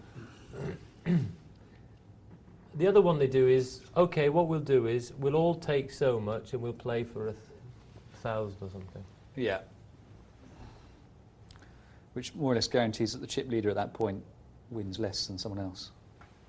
Yeah, and then sort of the chip leader, that's right, doesn't have any playing advantage anymore because everyone becomes fearless. Yeah, and the management like that because it means the tournament's over quicker. And if it's a casino, they might partake in other games. Mm-hmm. Bit cynical that may be, but Oh, cynical, yeah. Do you think the casino's just out to make money or something, James? sorry. You're going to get slander suits coming your way. They're like public libraries, providing us with a much-needed facility. No, actually, to sympathise with them, they do have a problem. It's a dilemma because the tournament is actually taking up staff which they could be using for other games. Plus, they want to run a cash game, obviously, as well, where they can be taking some charges. Because in their case, I can sympathise because they're giving you an amazing deal. That it's a no registration fee. They're putting on some dealers. I mean, it's a very nice service, isn't it? I don't know, James. I mean, to be honest, you're right, but let's see, only 5, we've got used to it now, but only about 5 years ago, there were no registration fees. No. Everything was 0 registration fee. You just paid your prize money. But there weren't dealers generally as well. Well, the riverboat, we got a dealer for each table. The casino even added money. Can you believe that? Oh, of course, no. In the north, we used to have added money all the time. Yeah. But we've had it recently. Asper's kicked off by adding money to the tournament. Did they? But now they guarantee the prize money. Right. So it's still good. There's another casino up there that does a guarantee. So if there's a poor turnout, the money's added. It's still poker heaven up in the northeast, I can assure you. Yeah, it was the weather, James, you know. Gorgeous here today. Poker heaven, Tom. You've got to give it a try one time. I'll arrange a little local tour for you. And there'll be your tournaments, you'll be the cash games, you'll be well fed and looked after. And then you can give us your reports afterwards. Would you take me out in the big market afterwards? If you're brave enough. Yeah, I don't know, actually. 6 times the big blind. Loosey-goosey. Well, possibly that's true. But this should take it down. Yeah, I don't know about that. You push out something like ace-3 and you get a reply from something like a pair of 8s. No, I'm done though.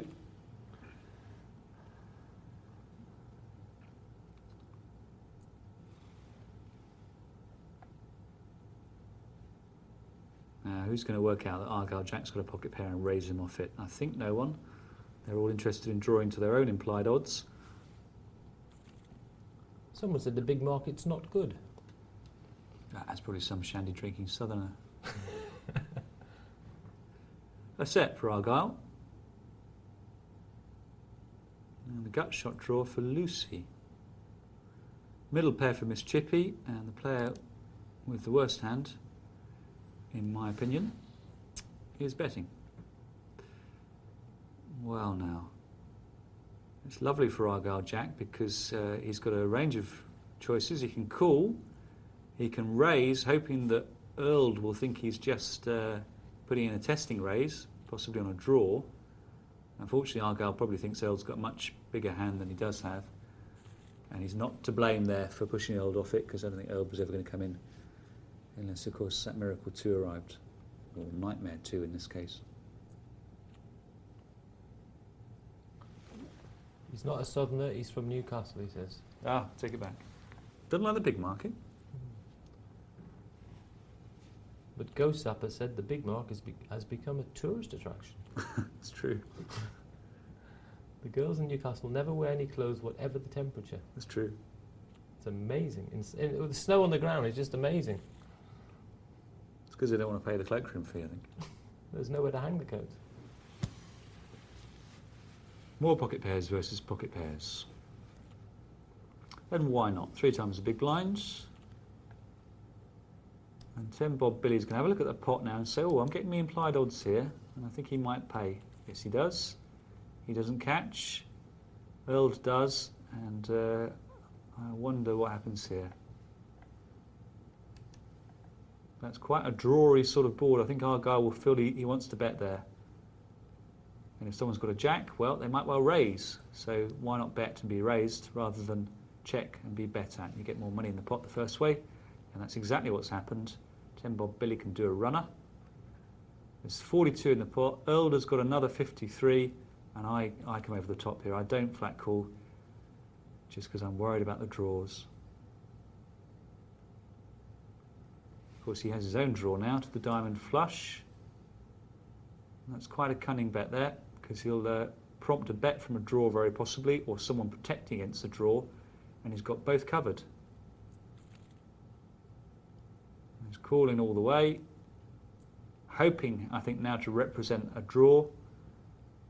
But the trouble is there, and he's worked it out, that if he is representing a busted draw, Earl isn't going to bet at him, because Earl knows that he won't get called. So Argyle has to bet himself in a rather implausible way and gets called there. Well played. Down to 6 on this cash table. Down to 6 on Mr. Browning's table.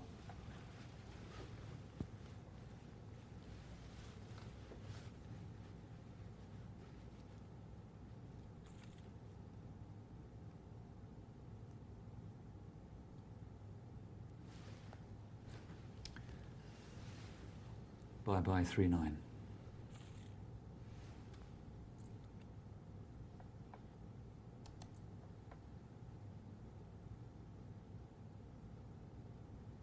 No, the 3s again.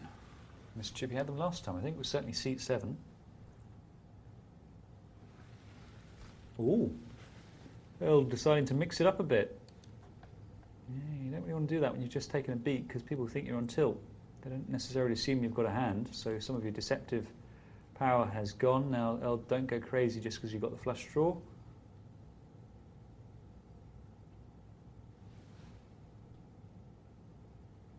$9.50 in the pot. How much for middle pair and a flush draw? Pot size bet? That's probably what I'd put in. A small bet takes it down.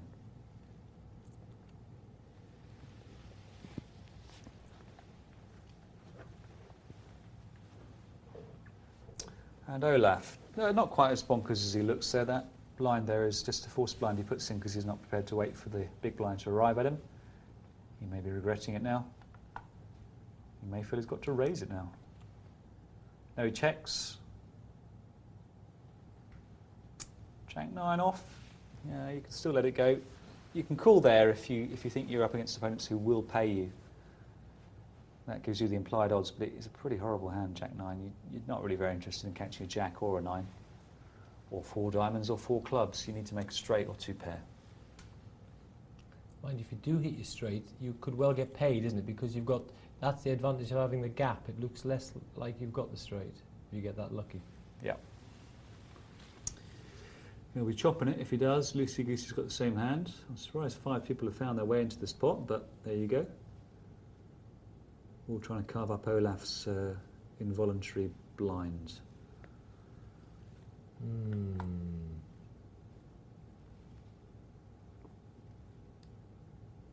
what a rock is sitting to my left. Can't believe you put that hand down. Can't believe you put that hand down. And look what happened. Very good decision. So, Queen 2, absolutely fearless here, betting out into Ace Jack 6. great read that anyone behind him would have raised with an ace, maybe. And a loose call from Lucy. Very loose call. I'd give Earl the benefit of the doubt there. Now, if she bets again here, I'm sure she takes it down, but she's a bit worried about the call. Interesting. Easy to say, looking at the hands there, that Earl could have put in a continuation bet on the turn. But she lost, or rather he lost, his motivation. Raise coming in here. 4. 3. I put in 3. I think he's going to put in 4 or more. 3 it is. He's waiting to hear how much. Well, Lucy might fancy a pop. Yes, she does. And a flat call in order. And it's Lucy who connects, but fairly sickly. And Lucy can't take the checks too seriously. There's every chance someone would trap check with a king here. She might bet to find out where she is. But I might put in 6, because it's difficult for anyone to call that with nothing. She's gone for 10.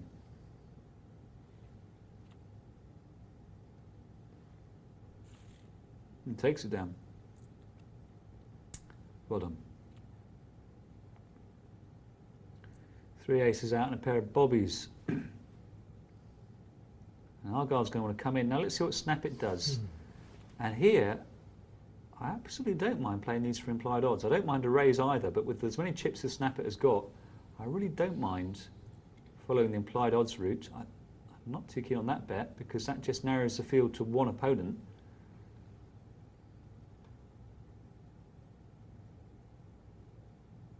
And Jacks is a difficult hand to play in that situation, because you've got to take a view when an overcard comes, which it normally will. Well, now Argyle certainly should have come in now, because of the huge implied odds against Snap It. Snap It's done the raise, of course, so he's the guy who's most likely to build a pot with Argyle. I call that. I'm getting 4-1, and with 9-10 suited, I'm around about 4-1 to catch either the flush or the straight draw.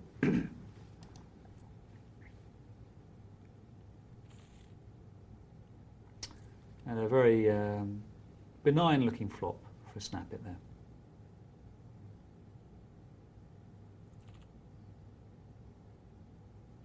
Pool ball playing his 8s aggressively. No limping for him. It's going to work.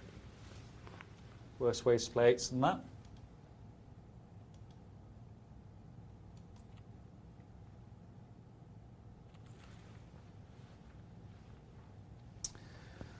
But difficult now for him to play. Even in my opinion here, even a probing bet is a bit iffy because of the 2 overcards there. Yeah, and he's wasted 6. Earl's taken a view. I think with 1 overcard, or less worrying overcards, maybe say a 9 and a 10, or a 9 and the Jack, he can bet. But I'm prepared to release my interest in that one once those 2 rather scary overcards come down. He can certainly fold now, and he does.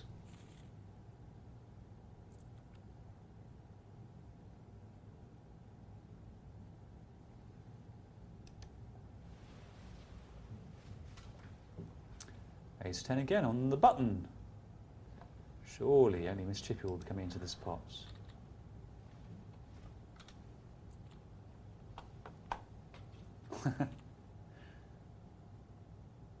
Well, I wonder how Mark Bannon would play here. I know he likes 8-7 off. And what does he do now when he's been raised? I fold. Yeah. Interestingly, if Argyle had done the raise himself, he may well have pushed everyone out. Depends how loose Miss Chippy is. Oh well, didn't work that time. Did I misread what Lucy Goosey just had, or? I didn't see. What did she have? I must have misread. I thought she had a pair of 8s, but I can't believe she passed. No, I can't either.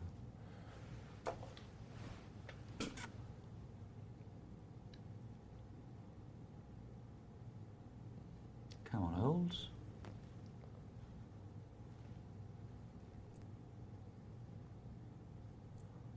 It's going to be cool city now. Do you call with the king deuce here, getting, what is it, 9 to 1? Oh, we're up to the Jack 10 at the minute. But when it comes around to yeah, our guy. I join the party as Jack 10 on the button for sure. No, I'm sorry, I'm talking about the king 2. Yeah, I probably do. Yeah, You maniac. why not? It's only 50 cents. What odds am I getting? 9 to 1. Sounds reasonable. I think I'd probably fold it. It's such a heinous hand. Made a straight with it. Won the lot. Oh, don't be results oriented. It'll give people the wrong idea. No, but it does show you that you have to know what to do with it. Is just be very happy to get away from the hand. Easier said than done, though. You might end up paying off someone on the river when you've caught a king. You know, that's the trouble. You can't really bet it when you make a king. No, that side of it. You want to make something like this is the sort of hand you want, basically. But I mean, 9 to 1. You're not even with a ghost. Not even close to 9 to 1. What To two, catch three, this. four? Oh Ace. no, not to catch it. No. And look at that. Happens. It's vulnerable now Yeah, it's highly vulnerable. to a 7. You get bluffed off it.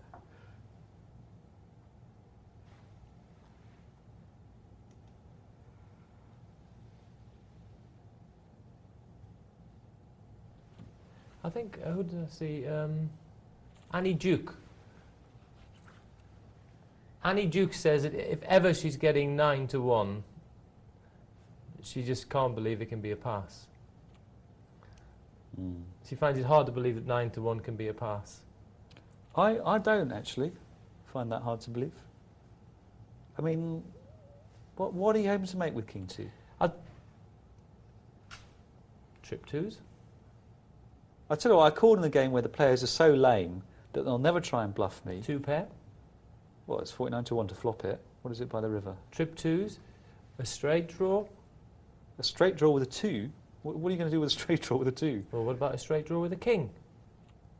What sort of straight draw? It's not Well, really a great one, is it? Really? What's wrong with 10 Jack Queen?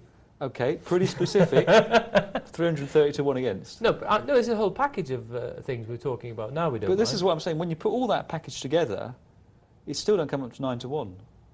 And you still have the capability of winning without making a hand. Difficult. And just a king, hitting the king. If you hit the king, it's a good chance of you winning. That's true, provided that you make. And I'll tell you why, because it's not been raised. But you may still get pushed off it, and you may pay off when you've caught the king, and you can't fold to. I am not saying it's not fraught with danger, but when you're calling something because you're getting 9 to 1 odds, one is aware one isn't going to have an easy ride. I think. You know, you imagine you're in the land of difficulty. I think.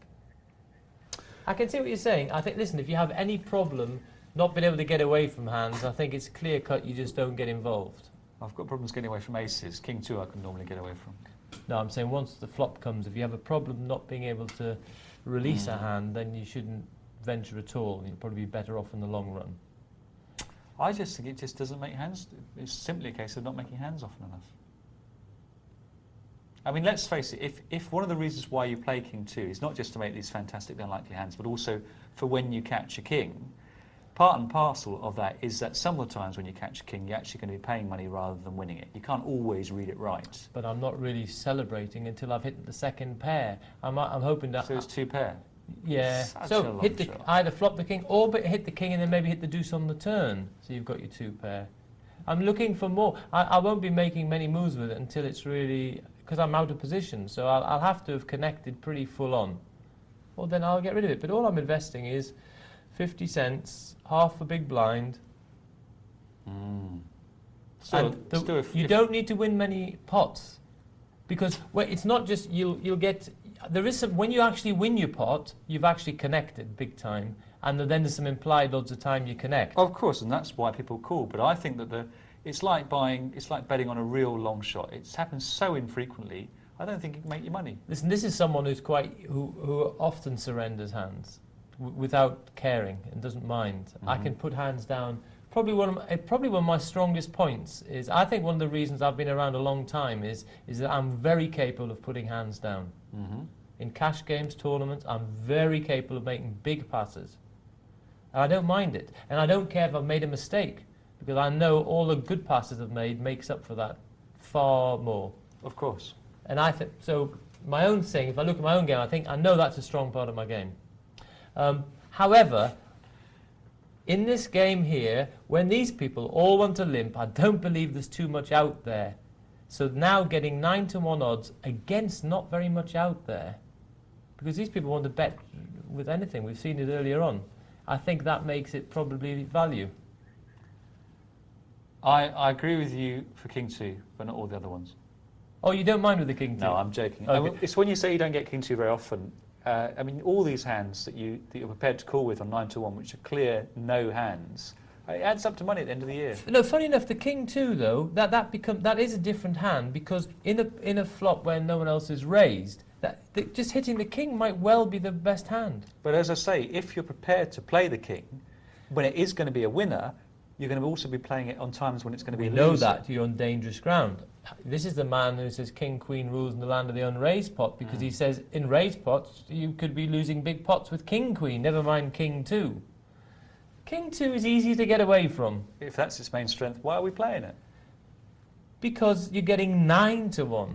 It's big. But the chance of catching a 2 pair by the turn, provided you can see the turn, which isn't going to happen very often in a 6-way pot, must be something like 25-1, 30-1. What's the Tiny. packet? So what do we want to catch? We're happy for our up and down straight. That flop we'd have been content with, wouldn't we? The flop, did he catch a gut shot? 3, on 4, turn? 5. Yeah, okay, a miracle flop. Up and down straight. A miracle flop. Okay. 330-1.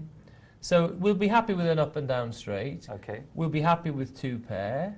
49-1. We'll be happy with trip 2s. We'll be happy with trip kings. Not going to add up to 9-1. We'll be happy hitting a king. Yeah. But then play with caution. Mm-hmm. Sometimes, of course, you're going to lose money when you catch the king. Yes, of course you are, but we're prepared to get away from this, because I think the moral of this is, if you do make up blinds where you're getting big odds, let them go afterwards very easily. If you're tall unsure, get rid of it, because then you can't ever look at them again, because if you do risk losing these massive pots, then it's hopeless. I will agree with that entirely. But if you're prepared to say, okay, I'll release, but if they let me just limp in there until one day I connect, and then you get paid well on it. You get paid by the guy who slow played the ace-king, and he slow played it again, and you hit your 2 on the turn. If you get paid really well that time, of course, that's better, isn't it? If you can have some nice big paydays and only small losses. It sounds like betting on an accumulator to me, James. I mean, how are we going to quantify this? How do we know whether or not you're making money or not with King 2? Well, in the small blind. 9-1's a big price. I think is the one. The Annie Duke, if it's 9-1, it's hard to put it. It's hard to think you haven't got value. I'm going to remember that next time I play Annie, because last time I played her, I always put her on some sort of pocket pair when she called in the small blind, or ace king. Actually, we'll continue this because it's an interesting thing about bluffing and the odds as well. Oh, okay. Well, there you go. It's all kicking off tonight between me and James. We're going to take a short break, but when we come back, we're going to see how James plays in the small blind. See you very soon.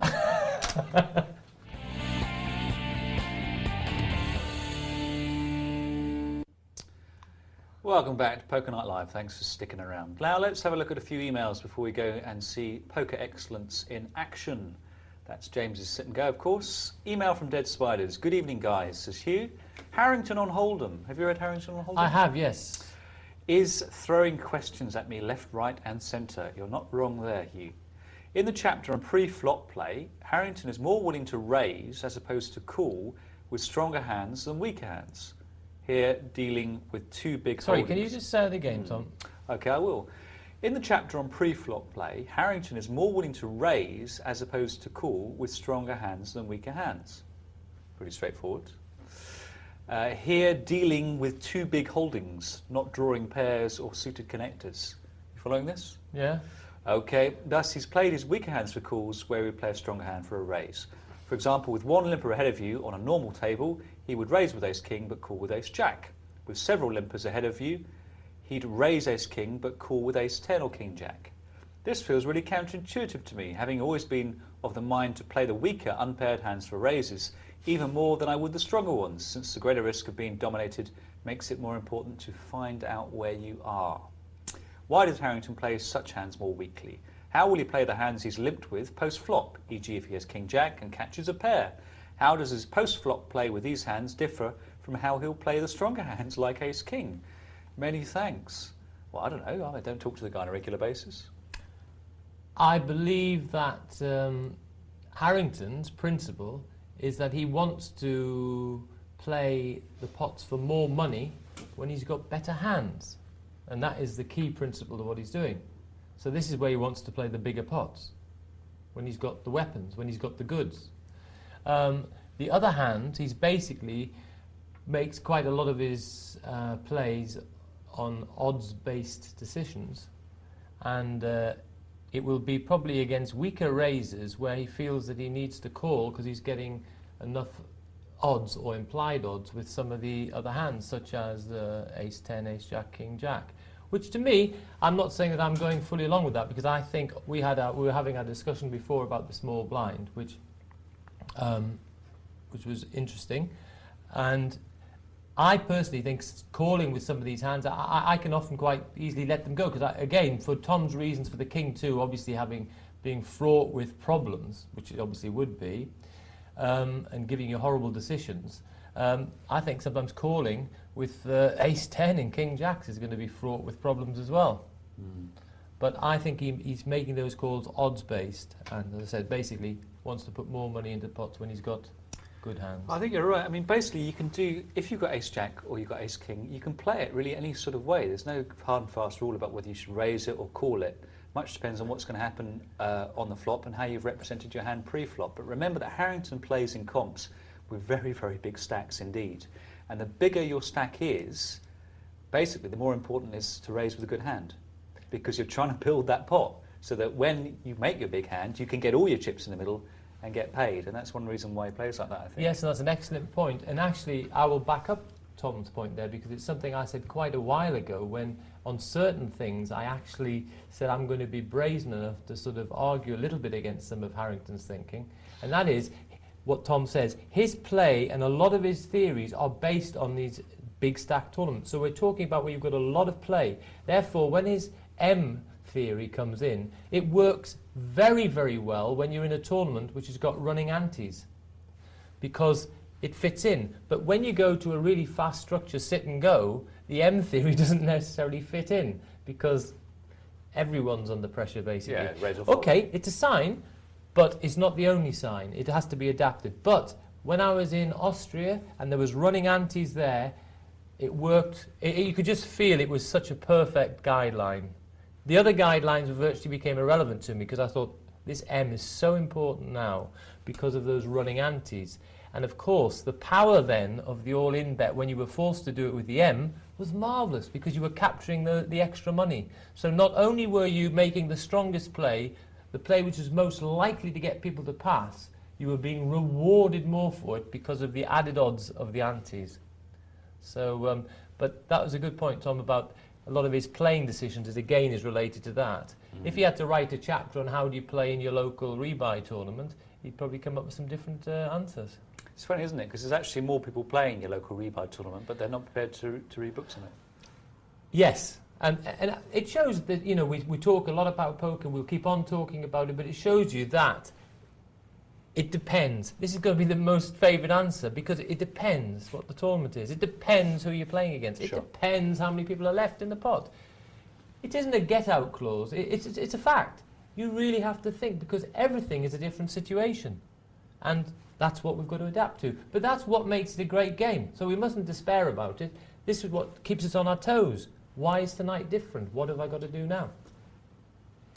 Thank you, James. T. Suckling says, hey guys, love the show. Just a question out of curiosity. What job would you have done if you weren't playing poker? I think I'd have probably chased monkeys around in the jungle. What about you, James? I think you would have done that. Yeah. I think I've been a bit sort of a serial gambler, really, haven't I? Because I've just done everything with gambling always, basically. Didn't you used to tread the boards? I did. I treaded the boards as well. I do love that. No, I'd be very happily. I would have liked to have treaded the boards again. I do like the buzz you get from that. I didn't care about the money for that. I just liked the buzz. But I enjoyed being a backgammon player, and I enjoyed being a blackjack player, and I enjoyed being a poker player. I'd quite like to work in a fairground, because you get to ride all the rides for free. Oh, I wanted to. No, but I must have had naughtier thoughts. because I wanted to be on the waltzer, because they seem to get all the girls all the time. Well, maybe 30 years ago, James. They did, because the guy there, he was like, and he used to spin the waltzer around extra fast, you know, and he was the star. But I mean, I was very young then when I was watching that. Well, if there are any fairground owners out there, James wants to do the waltzers, and I'd like to do the big wheel, please, but my motives are much purer. Tom, I don't want to do it now, because I think I get sick anyway. Oh, okay. No. Well, I've had 2 tea cakes tonight. I think I'd definitely be sick. The silent tea cakes, no one can hear They're them. great. You can't hear us eating them. You've blown it now. Oh, Hi guys, says Richard, aka Dead-Eyed One. Is the well-known minimum raiser Alan Goering? yes! Very, very good. Well done. And he's one of the top 5 money winners in the world. And it took you to know him. Excellent. 2 times the big blind is his raise most of the time. And he's got great results. And you know, he doesn't play that many tournaments. So his standing in the money rankings is incredible, because he plays far less tournaments than anyone else. Impressive. Very impressive. We've got one here from Nick the Greek, strangely, but we're not going to do it because we must now go to James's sit and go, but we will come back to that email later. Right, James, let's have a look. I think I had I felt I had quite a few decisions tonight. Well, that's good. It's good for Poker Night Live. And It's not your money. oh, You're down to 60 already. I've got no decisions now then, that's all right. I think you should ask for a rebate. You're starting with a disadvantage here. Okay, well, we've avoided some of my decisions I wonder already. if it would be possible to see this tournament from the beginning. Speculating, not so much.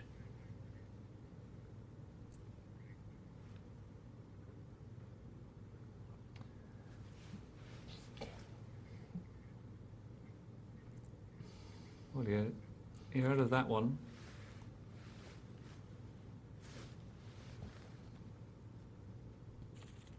Well, James, give us a potted history of how you came to be so lamentably short-stacked. Oh, I got a few. I tried to do a few little plays. I didn't get any cards early on, but I tried to do. I actually limped in one time just to see what you would say. But now I'm not going to know. Okay. What was it? I limped in with ace-5 suited in late position. Oh, yeah. I don't want to particularly crank up the pot here. And the flop came a pair of 10s and 2 clubs. And I had clubs, he checked. I actually did put in a bet. And I'm not certain I'm not certain I should have done that. I think that was wrong now. And then he came over the top of me and I put it down because I don't want to guess where I am and I don't want to pay, I think, 200 for a flush draw. But I was wrong to do that because the way I'd played it, I was playing it originally deliberately to keep the pot small. And I've now got my wish. So I actually misplayed it. I would have criticised myself there for that. Because I should have just said, right, now let's have a free draw at the flush. Because it's unlikely that he's flopped a house here, and I could get quite well paid. So that was a mistake by me, I believe. But I think I was correct to pass to his re-raise, even if he had nothing, because I didn't know where I was. So that was one of them. And the overcard didn't swing it for you. But, I mean, he could have had the, you know, I mean, I could be, I'm not going to be able to answer a big bet. I'm also thinking what the next thing is. If I do call this, what's he going to do next? And I think he was definitely going to show more aggression, and I wouldn't like it. So I thought ahead. It wasn't just my initial problem, which I could have probably afforded to pay for. It was the future problems, which I wouldn't have wanted to pay for. And to connect with my flush, of course, I was more than 4-1 against that time. So I was 4 times out of 5, I was going to be unhappy with the situation. Anyway, I'm struggling a bit here, aren't I? I'm down to 1540.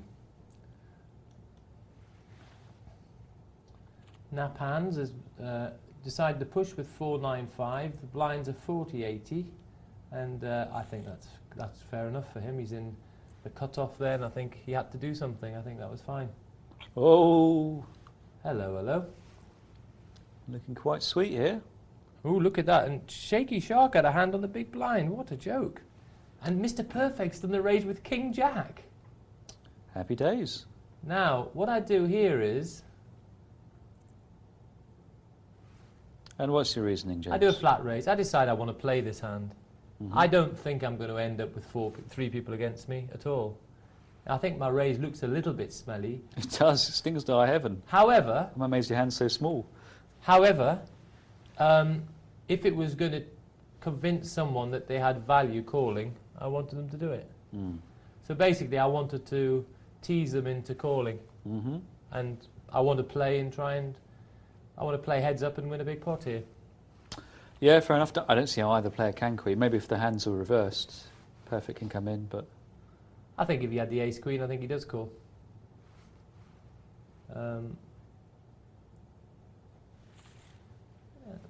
Basically, listen, I could have gone all in, I could have done the same thing. Either way, I'm not getting away. The rest of my chips are going in, whether there's an ace come on the flop or whatever. I'm not getting away from the hand. I'm playing it. I've just betted a different shape. But basically, my chips are committed on that pot. Sure. So I don't think there's anything wrong with what I did. I think it was... If I get a surprising call from someone, it's quite good, isn't it? Yeah, I'm inclined to raise there also because there's so much money in the pot, and he raises fine, yeah. Oh, I don't want them to hit the flop for nothing. No, then that'd be awful, because now I could end up with too many people against me. I don't want to do that. So I do want to put that re-raise in, which is really going to be, if I get a call, it'll be one caller, that's it. I'm pretty sure with a re-raise, the very fact that even though it's a small re-raise, I'll only get one caller, I believe. Mine, that's got me back in the game.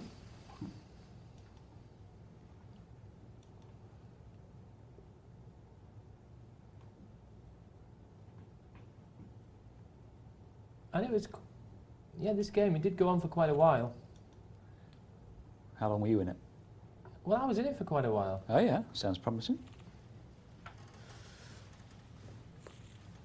I was feeling a bit guilty about you. I thought, goodness, if you commentate on a multi-table tournament as well, it would be really embarrassing because you'd have done a whole sit-and-go tournament, a cash game and a multi-table. I was dreading the green screen coming up there because I was going to be getting pangs of guilt. Are you saying you got yourself knocked out for me, James? No.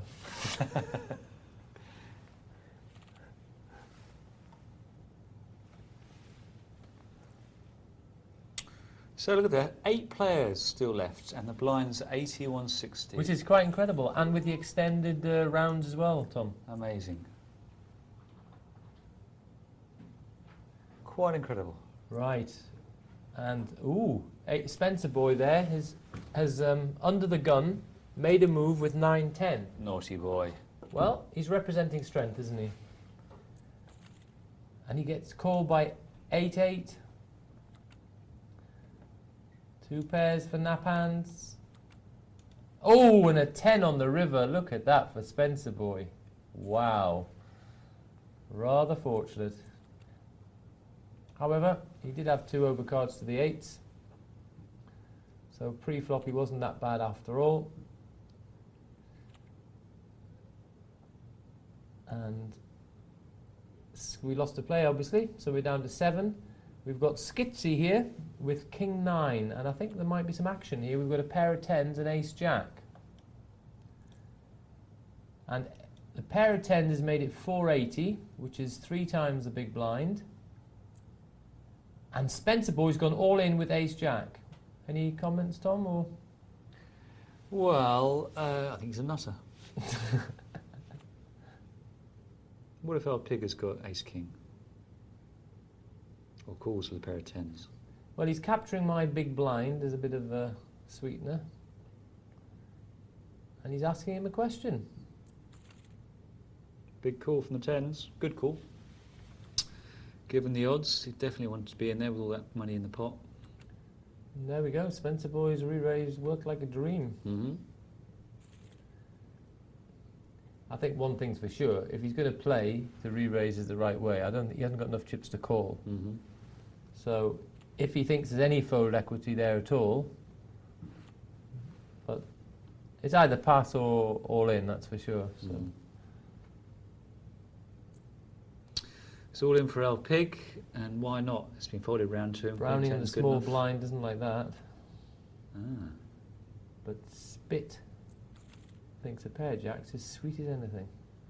He's got the blockers. He doesn't get it. 9-10 Queen. We got 2 pairs there, Jackson 9s, and we lose L Pig. So we're down to 6. Down to 6. And the chips are pretty evenly spread, really. King 2 in the small blind. Would you Adam and Eve it? Let's have a look.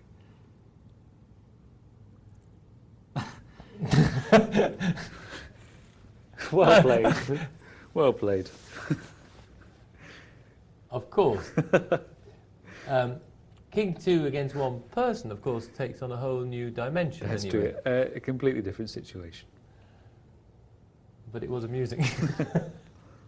Spencer Boy, what price do you make it? Do you have a bet here?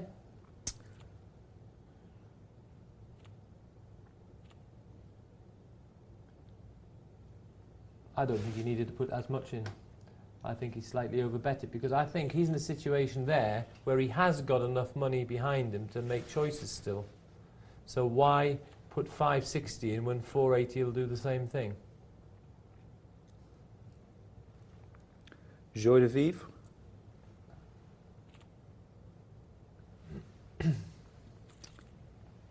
Well, Spit's fortunate there. He's limped and caught. And he's not going to put Skitsy on an ace, so he's going to bet here. And I'll make it a significant bet, 350, 300.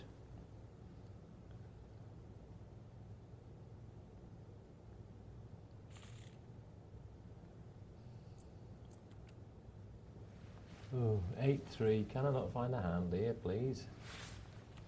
Pair of 10s for Spit. That's more like a hand, isn't it? And look, there's another one there for Spencer Boy. Pair of 10s, he makes it 320. 160 with 160. Shaky Shark, Q9. Quinine, as it's known. Well, Skitsy won't want to know. And how does the Ace-King play this? Ace-King suited might make the difference.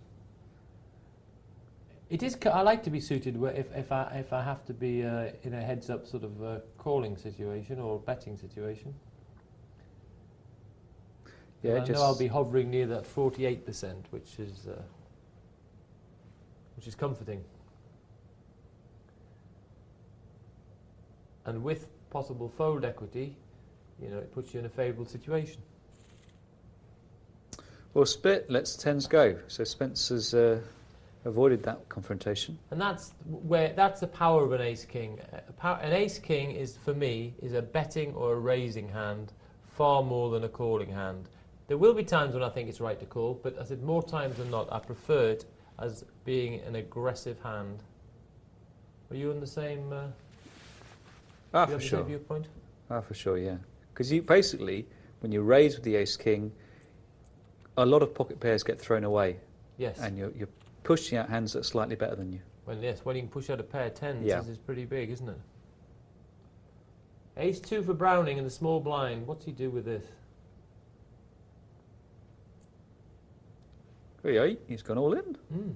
And of course you must do that with 480 in the middle. No question happy with about that one? Oh, of course, yeah.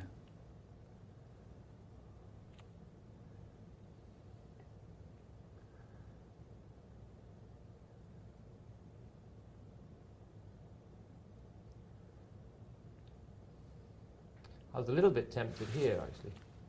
Having just bet. That's what just put me off.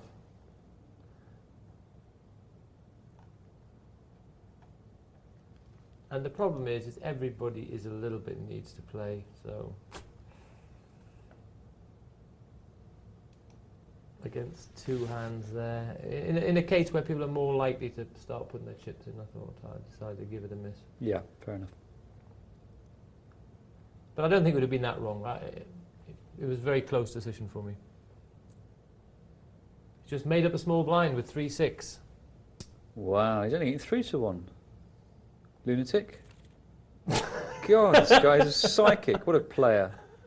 The only lunatic is Shaky Shark for sitting down at the same table as him. However, I'm looking for a split pot on a flush. Quite in reach there, I'm afraid. hard to call for Shaky Shark. Yeah, but he might take a view there and say, look, if you had a proper ace, you'd have raised. And if you've got a weak ace, I might well split it with you. And if you've got no ace, I'm ahead.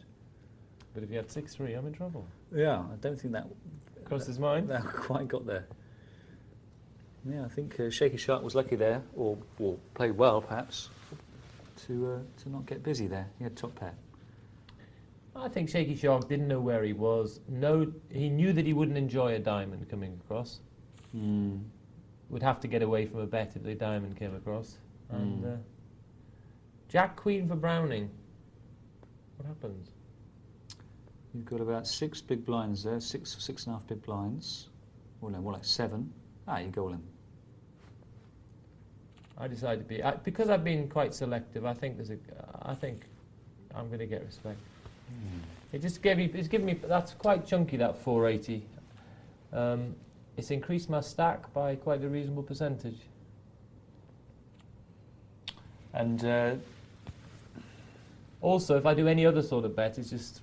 Yeah, I think it's all in or fold, or maybe possibly limp if you think that people will give you respect on the Yes, flop. but if I put a raise in, it just leaves me with an awkward amount of chips. Yeah, it's all in limp or fold, I think. Yeah, and I just decided I needed to be an aggressor to try and. I thought I had reasonable fold equity, so. And it's not too bad a hand. If I get called by aces, at least it could well be the middle cards. I think I'd probably pass it or call it. Or? Call or pass. I think I probably don't. Okay. If I do raise, I go all in. But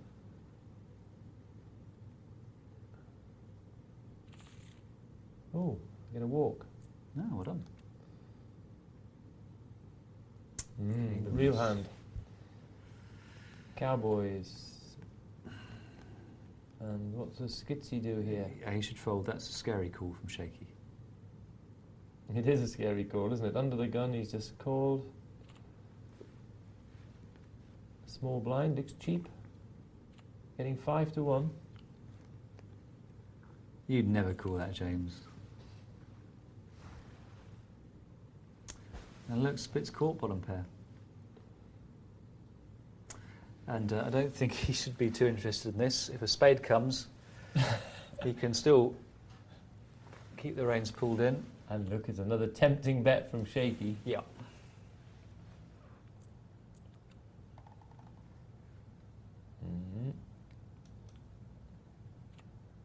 Quinine for Browning. Skitsy. Oops. All in from Skitsy. Well, I'm definitely not calling. A hand which I'd have been more likely to bet with, but didn't want to call with.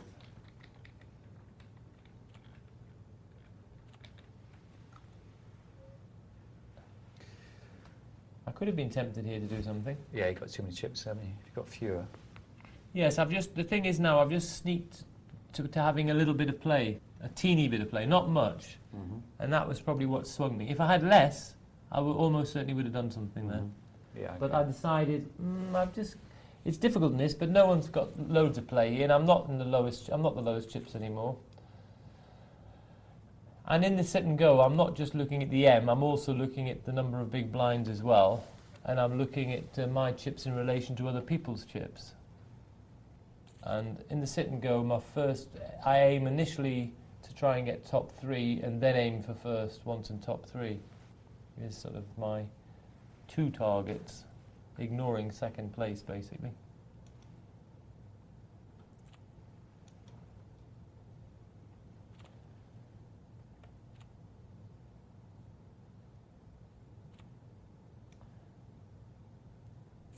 Spencer boy.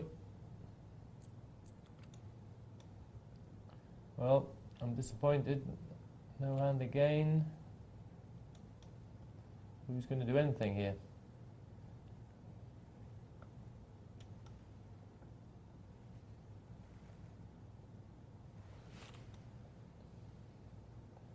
Skitsy, small blind, says no thanks. And this field, we're up to 163.20 and it's just still 6 players. Ooh. Now, Spitz all in. And you're hoping everyone will fold. I want to end up heads up, obviously. I'm be delighted to give the extra 160. And then Spencer boy.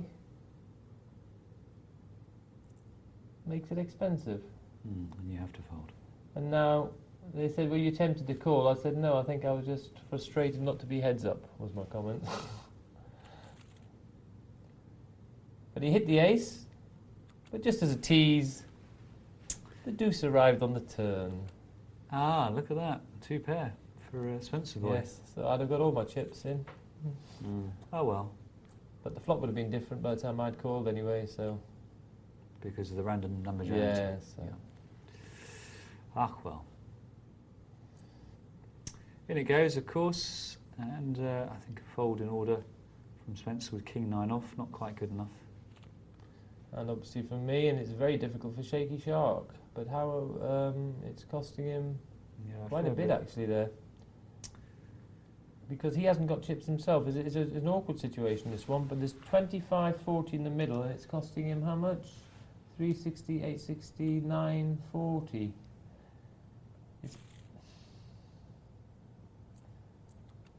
That's difficult. That was a difficult situation. Any view on that, Tom? I fold. Odds aren't good enough.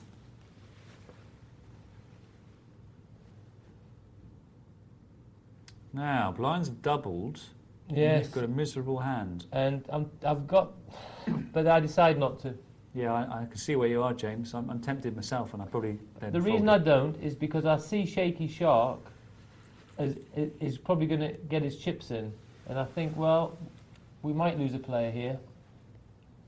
Which... But you make a straight. Yeah. Stop folding! But you'd have folded as well. I would have been tempted and then folded, same as But you. I got my wish here that what happened was happened. I hope they would have a conflict and we Yeah. could get down to 4, because now my chances of getting the top 3 have really risen dramatically. I'm one step from making my target now, which is great. And there's 2 of us on similar stacks. Now here's my problem. I've got a problem here. Big problem coming up, Tom. Ah, it's another one of those poor kings that we saw a man with a second ago.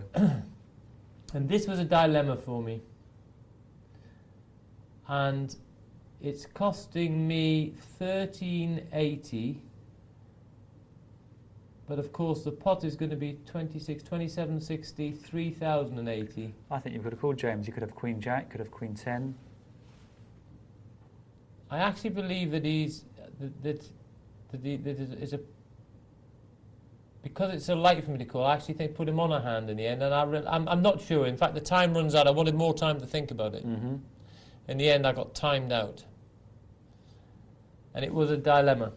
Maybe at the bubble you can pass it, but I think... And that was the one thing which swung Yeah. it for me in the end. And I needed more time. If I could have pressed a button for another 30 seconds, I'd have taken it, because I Yeah. wasn't sure of my decision.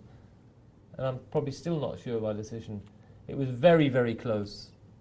And it was the fact that This could Skitsy could be involved, Yeah. and that could be me risk-free into the last 3. And I thought tactically it was probably just about swung round to me having a reason to pass.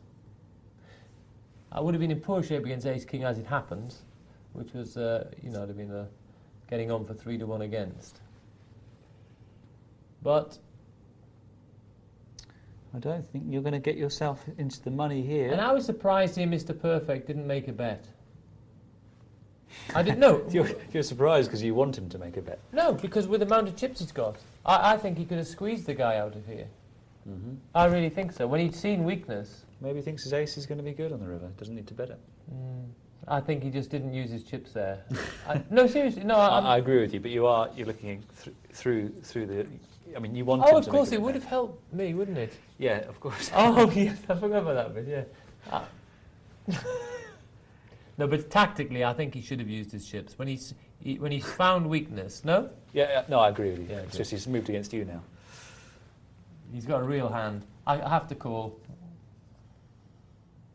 And I'm not bad shape. Look at that, we've even got a flush draw. I didn't see that. Ah, Hang on, I had overcards and a flush draw in the end. deal another card. Yeah, let's play it twice. Now, is that what they call the bubble? That's called the bubble. How yeah. do you feel, Mr. Browning? I feel the same as I've well, not actually, not quite as bad. I feel similar to how I felt at the Ritz when I hit the bubble as well. Well, that was a much longer competition for more money. For And a it lot was, of more course, money. That hurt more. It was your own money at the Ritz. Yes, that This hurt is actually more. Someone else's. So this one hurt more because the money would have gone to charity.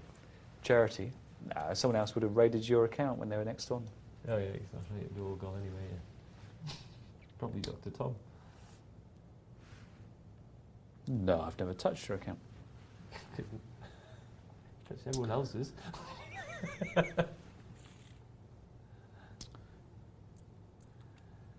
Anyway, so we're more or less in agreement then. Apart, no, we only had one. The one you probably don't do is The Queen Jack. the Queen Jack. Yeah, seven. You got 7 big But you're blinds. not totally against the play. No.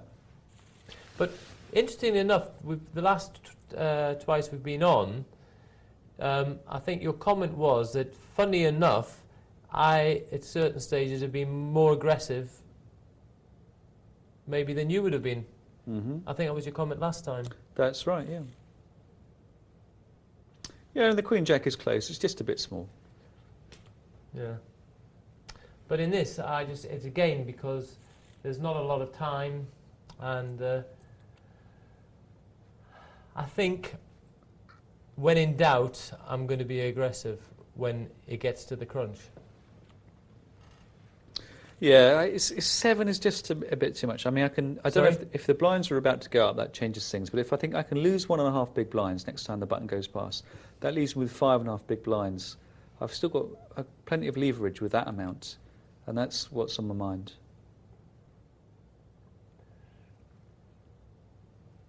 I think possibly what's happened is that I've slightly changed in these sit and goes to still looking at the M, but still looking at big blinds as well. And the advantage is that when doing it with that many chips, your fold equity does rise quite dramatically. Yeah, but I think it doesn't rise as fast as the risk rises, because of what the actual pot odds you're getting, of course, are reduced. Yes, they are, but the reward is significant because it's still a significant percentage increase of your stack. I agree, but the point I'm saying is that if your opponents are more likely to fold if you've got more chips, but the risk you suffer is greater by a greater amount. If you take it to the extreme case, of course, if you put in 100 times a big blind, your fold equity is huge, but you're still going to lose money on that move. However, with that one there, with that number of chips, that hand, of course, is not so bad. Short-handed Queen Jack is not so bad there because it's going to be overcards to 10s and below. Yeah, I'm worried about running into a dominating hand, really. Yes, that is the problem. But I said it is. But some of the dominating hands aren't that keen to call. Ace Jack doesn't jump for joy and say, yes, got him. That's true. So that one, I'm not jumping for joy and calling with Ace Jack. If it's in my tournament on the line, I'd rather be betting than calling with Ace Jack a lot of the time. Yeah, that's a good point. They're probably more likely to be interested in the pocket pair. So if you can get some of the pocket pairs to lay down as well. And when you come up against the pocket pairs, 10, 9, 8, 7, 6, 5, 4, 3, 2, that's okay. Mm-hmm. Because the extra money in the pot well accounts for that. The differential in the odds there, doesn't it?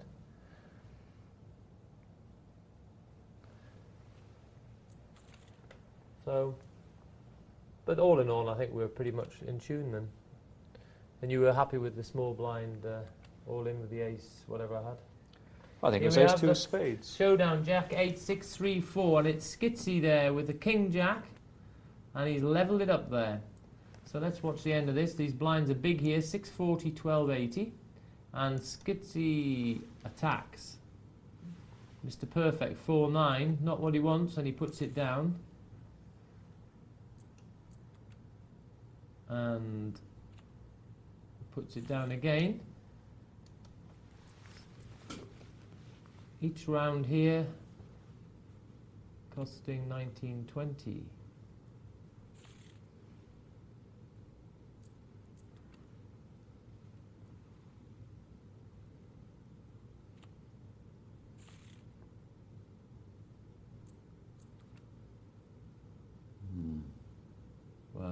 this could be an all-in.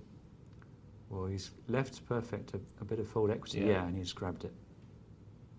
And you really can't put this down, I think. Let's have a look. No, he does call. Difficult for him to put it down. Oh, that's the wrong out. He needs another one. And not a heart. Oh, so there's the flush for Mr. Perfect.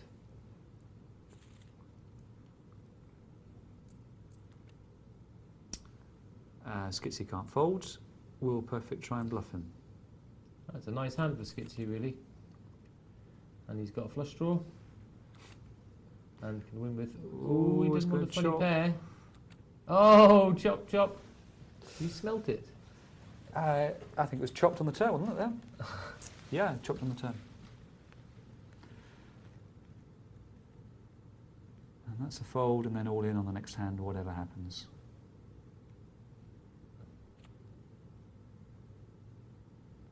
$2,400 left with 14,000.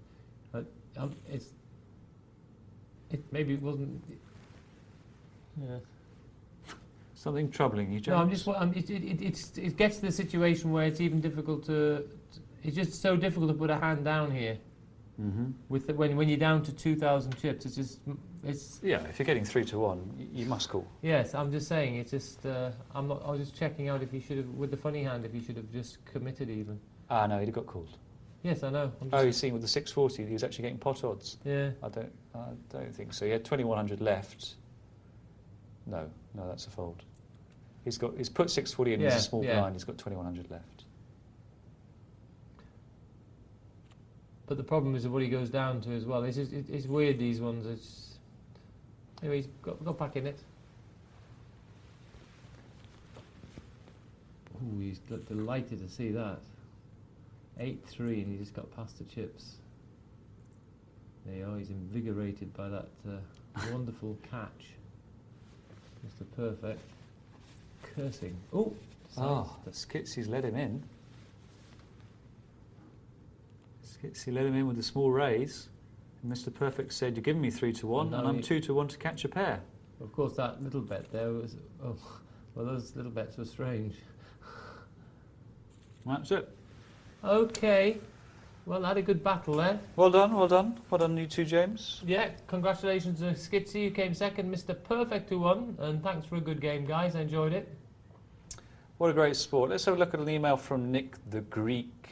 Ah, he's been waiting in the wings. Well, he's probably gone to bed, but who knows. His mum's probably still watching. "Hi guys," says Nick. "I've been watching your show since the dawn of man. That is, since Doyle Brunson was not fat." Hope he's not watching. "And I have to say that this is amazing. Great, you've been a great help, and I can say my game has improved dramatically just by watching the show.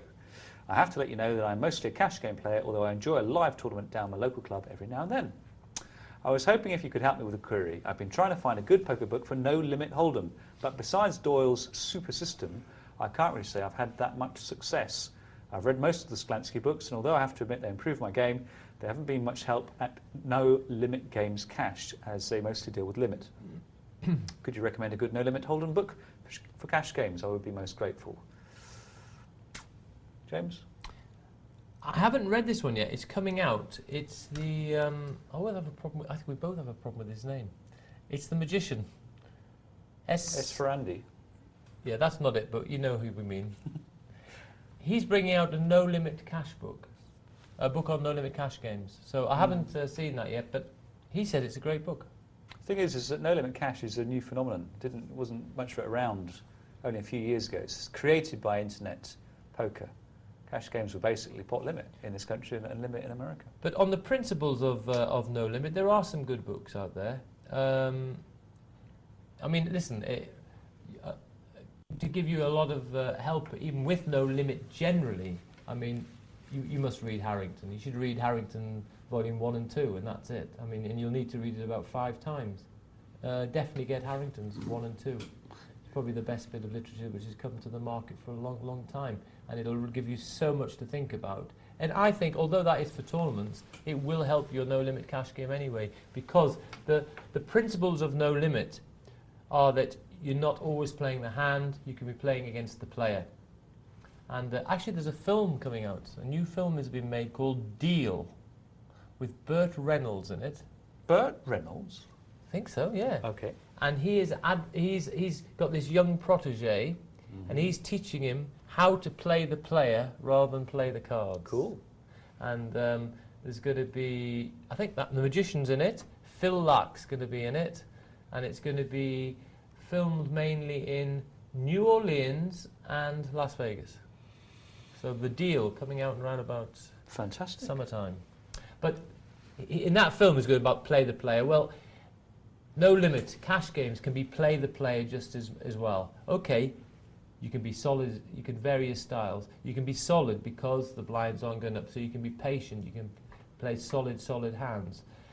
But still, every now and again, you can just read what's going on in the game. You can read the betting, and you can make a move in No Limit. It's all dependent, as Tom and I were talking about before, by considering how many chips you've got, how many chips has your opponent got.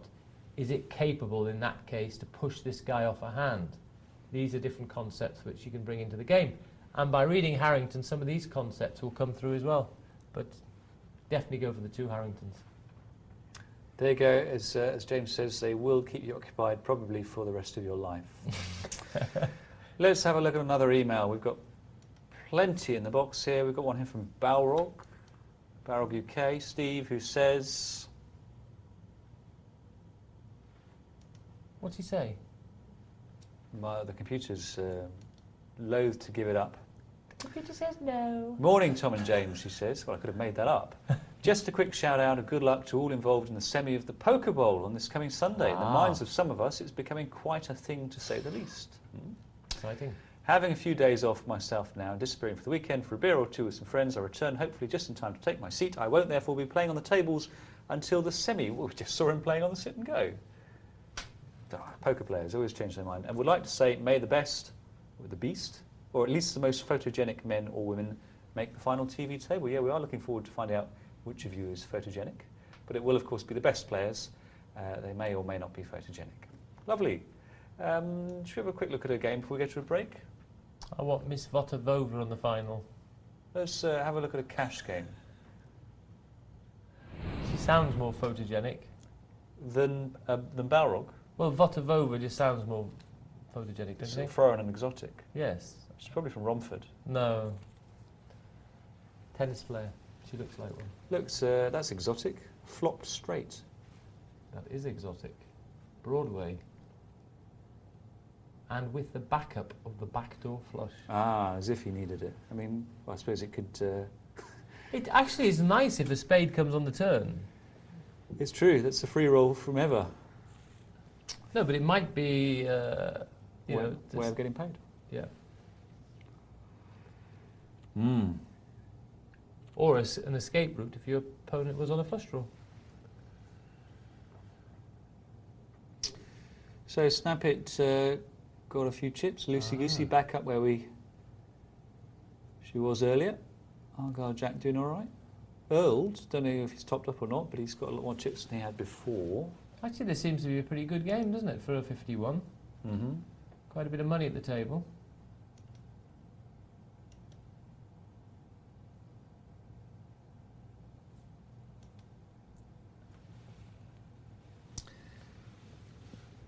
King weak kicker. Well, he's in the small blind.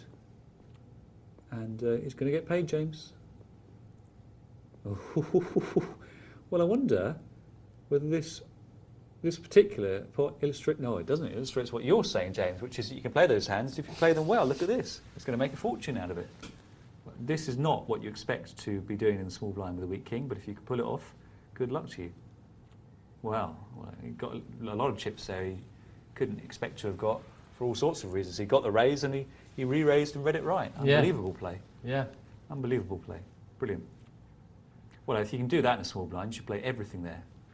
Well, that's it, because they are the other sides to No Limit. I did say in the little package there, one sometimes did have the option to push people off hands as well. Mm.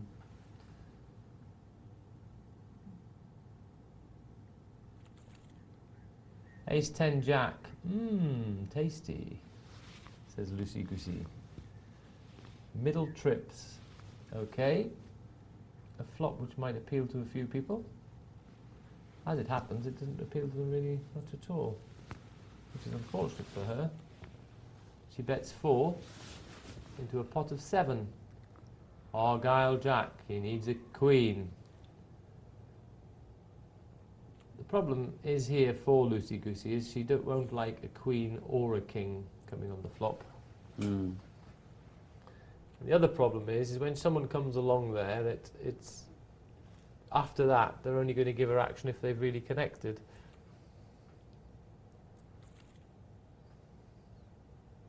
But the good thing is that she was a huge favourite, and it was difficult for our opponents to make anything.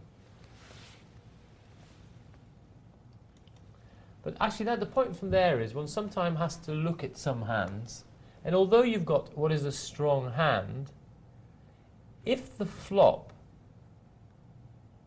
is only going to be entertained by people who are going to make something which is going to beat your trips, you don't want to muck around with this flop anymore. You don't particularly want to play along. You can charge them for a draw, but you should probably make it quite expensive for them. Yeah, that's right. There's a misconception amongst beginning no-limit players that you make big money on your big hands, and that you've got, if you don't extract massive amounts of money from a big hand, then you've played it wrong. But as you say there, James, sometimes you can be in that situation where exactly you're only going to get action when you've been outdrawn. Exactly. And you can make big money in other situations without a big hand. So in that situation, say, yes, I've got trips, but this is not the ideal flop for it, unfortunately. You know, yes, if you now pair up, now you give them really small odds to try and make their draw hand, to make their flush or their straight. But basically, you want to have, you've got to recognise the flops where you can tease your opponent, where you can let them draw to different hands. You want to give them chances to be making 2 pairs against your trips. This is what you want. It's not the situation where they can make a straight or a flush. 5-2-9 and King Whip. He's got a lovely hand here. And it's the jacks which bets, and there's King Whip with his trip 5s. Unfortunately, he doesn't have much money. And that's the problem, because I've said before, when you're playing hands like small pairs, suited connectors, you should be playing these when you've got lots of money. So when you do get lucky enough to hit your trips, you can get paid, but just as well for him, because look at that, it's the over trips on the river. He says just as well I didn't have more money. There you go.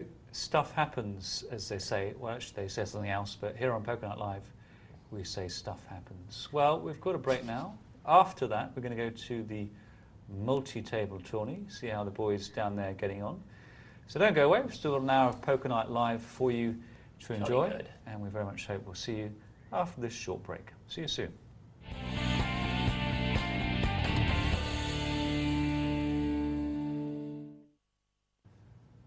Welcome back to Poker Night Live. So glad that you could join us for the final hour. Before we go down to the multi-table tourney, let's have a look at a couple of emails. We've got one here from WYSIWYG. Hi Tom and James, good show. He says, I liked your discussion of the King 2 and agree with James. As long as you are getting those 9-to-1 odds, anything less just fold. Okie dokie, so it's WYSIWYG, Browning and Duke versus Samrook. Fair enough. But the main point of this email is the continuous use by players of the word bad beat. I really do dislike this for many reasons. The main one being that it's very bad for you psychologically. It's far better to use outdraw instead. Also, a good thing to do is to write down each time you get lucky and outdraw your opponents. Then compare the list of times you've been outdrawn to the ones going the other way. If you do this over a long period of time, you should find they're about equal, possibly in your favour. Of course, if you are suffering many, many more outdraws, then you have to look at your playing style, as you are almost certainly doing something wrong, whether it is bone dogging, haven't heard that term for a while, bone dogging, or not betting strong enough to push off drawing hands. Well, it's true that if people did write down the number of times that they got outdrawn versus the number of times they did the outdrawing, they'd probably find the difference wasn't as great as they thought in their paranoid fantasies. But if you are playing good poker, you should actually get outdrawn more often, because of course you're going in with the best hand more often. Yeah, that's a good comment. But I do actually like his comment as well, because just to put things in perspective, It's just we should have a clear picture in our minds. We shouldn't let our minds trick us about the situations, because one of the beauties about playing more poker is that we see the film, we see the story more times. The more times we see the story, the more we understand the game. But it's important that we understand what we're watching and don't look at it with different sort of spectacles and see only what you want to see. See it as it happens. So that part of his email, I think, is a very, very good point. Also, Rapaz says, "Hi guys, I've been playing poker for about 6 months now and I feel I'm comfortable with playing the tables. The only thing that lets me down is the betting, calling and raising with the correct odds, and would like to know more about this and add it to my game. What, in your opinion, is the best way to go about learning about odds?" James Browning. The best thing to do is to keep on watching Poker Night Live, Yes. because we will keep on explaining it until you eventually understand it. And we will not tire of this, and we'll keep on doing it all the time. And each time you're not sure, keep on popping another email in and asking us a specific problem, and we'll be happy to go through it. Listen, all through the night we'll be talking about, in fact tonight we've touched on odds a lot of times. Odds is, in this situation, with the king 2, because in this case you had to put in half a big blind there to make up the big blind. So he's putting in this 1 unit, and everyone else has put in a big blind. We'll classify those as 2 units. So therefore, there were 4 other people in the pot, so that's 4 times 2 is 8. You already had 1 unit in yourself, which was your small blind, so that's 9. So you're getting those 9 units for just putting in 1 unit. So those odds are 9 to 1. And that's what we were talking about before. So everything boils down to this, basically. And then when we've got drawing situations in the game, we now look at what odds are we getting in the pot? How are we being rewarded? If there's no more betting and you are 4 to 1 against, which is approximately the odds you are to make a flush when you're on the turn, with 1 more card to come. If you're only getting 3 to 1 your money, so basically if they're charging you $100 and there's only $300 in the middle, you're in a losing situation, because you're only getting paid 300. You're getting paid 3 to 1, but you're only going to make this flush 1 time out of 5. End result, you'd be losing.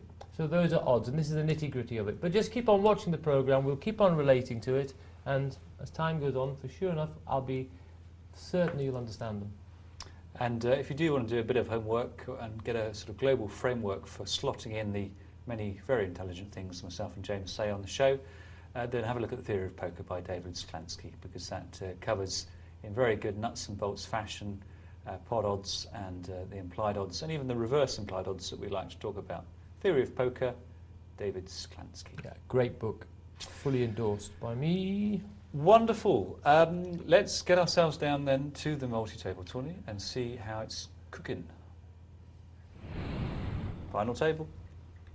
Final table of the multi-table, and let me just remind you of the prize money here. 10 places are paid, so they're all in the money. 10th got $15, 9th 30, 8th 40, 7th 50, and 6th place is $65. So that means that they're all guaranteed $65. And the prize money doesn't go racing up for a while. It goes from 65, 80, 95. So there's basically a completely linear increase there. Yeah. And then from 95 to 126, so a bit of a jump. Then to 202, another big jump, and then to 303, another big jump. So the big bubble we're approaching here really is 4th to 3rd. That's a clear discontinuity. So they should be playing in this start of the tournament, at this stage of the tournament, because there's not a great difference between 6th and 5th and 4th. They should be prepared to play here to accumulate the chips, provided they see a value situation. And again, this is a type of odds itself. You know, this is looking for value and risk-reward.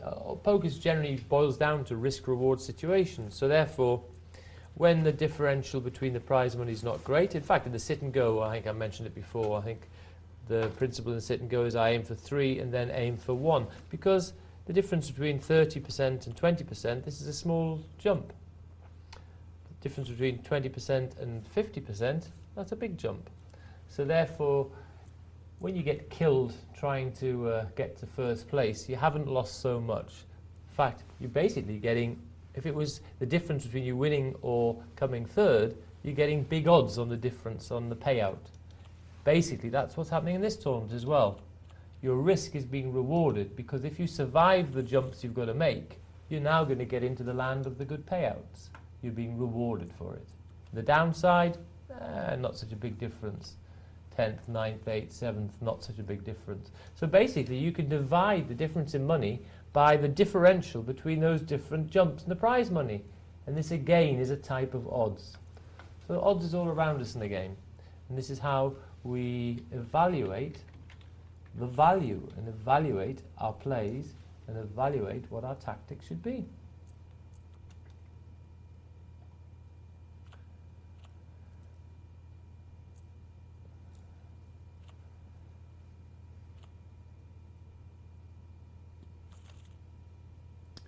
Well, he's made bottom pair, but he's got the up and down draw.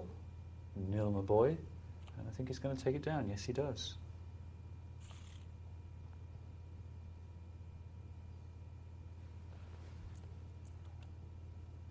So, blind 600, 1200. And got a big chip leader there with 64,000 rosies. But what's happening in this one? Lovely, says Robo. Trip 8s. What could be sweeter than that? Okay, there's a flush draw, but maybe someone might put some money in for one draw. Never mind, I've got the money.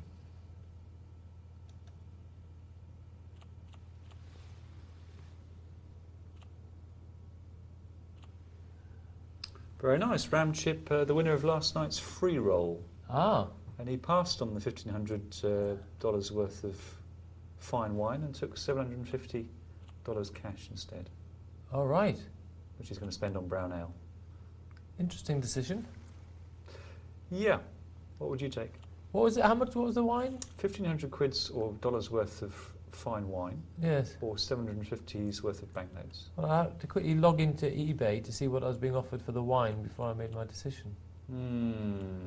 Still.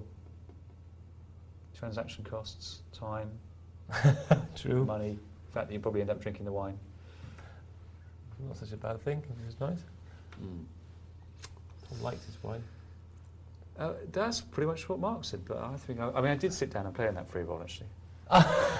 It's the We found how to tempt you out of the only me. one that I had, but I busted out with queens, sadly. I think you'd have picked the wine. I'd have taken the wine, of course. Yes. I'd only spent the 750 on fine wine anyway, so.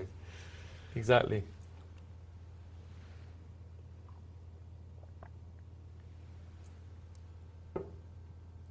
Well, there's a limp there, and that's, yeah, I guess so. Yeah, six-handed, maybe that's not a terrible move. He's got 11 big blinds, and now he's caught the ace, and now he should be prepared to play for all his chips. In fact, I think he might be quite wise to try and trap. Let's have a look. Does he want to give a free card to the blinds with ace 2-5, though? Probably not, so a bet in order there. And he must call here. If he's not prepared to call it, having played it like this, yeah, good call. Okay. And he gets the money. Actually, that reminds me of a huge error I made, Tom. It was actually when I won the backgammon. It was when I won the European Championships. That was a terrible mistake. That was a mistake. No, Saint-Tropez. But one of the prizes was that I won my weight in wine. Wow! Plus the money, Fantastic. plus a Vacheron Constantine watch, Wow. which I've still got. What does that mean? It's a beautiful watch. I didn't realise they gave me this watch this is an extra, and I thought, oh, thank you very much. And it was only later on someone said, are you aware what that is? It's a Vacheron Constantine, which is but it also had a face designed by Cannes, which are a French jeweller. So it wasn't obvious it was a Vacheron, except to a jeweller who says, oh, have you seen the movement? This is unbelievable, because it was a manual watch, obviously. Mm-hmm. But I won my weight in wine. I never collected it. No. I know. Well, it's probably gone up in value now. It'll be vintage. I don't think they'll pay me, though, will they now? Well, it's worth a try, James. I didn't take it. You might get a was bit that an error? In Saint-Tropez, it'd have been nice wine as well, wouldn't it? And how much wine would that be, James? At that time, I wasn't too heavy, no. You should have picked out on the buffet just before the final hand. Actually, there was one of the players there who was really quite large because there were quite a few jokes about they must have been relieved when he got knocked out in the semi-final. I didn't collect it. What a boo-boo that was, huh? Mm. If you'd been my manager, that'd be the first thing.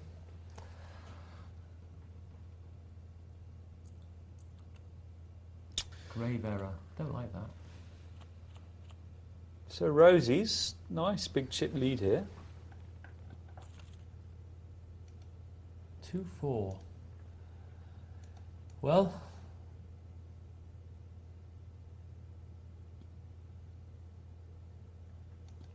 middle pin straight draw for the Vieira there, but better. He's now got the pair. Pops in the money.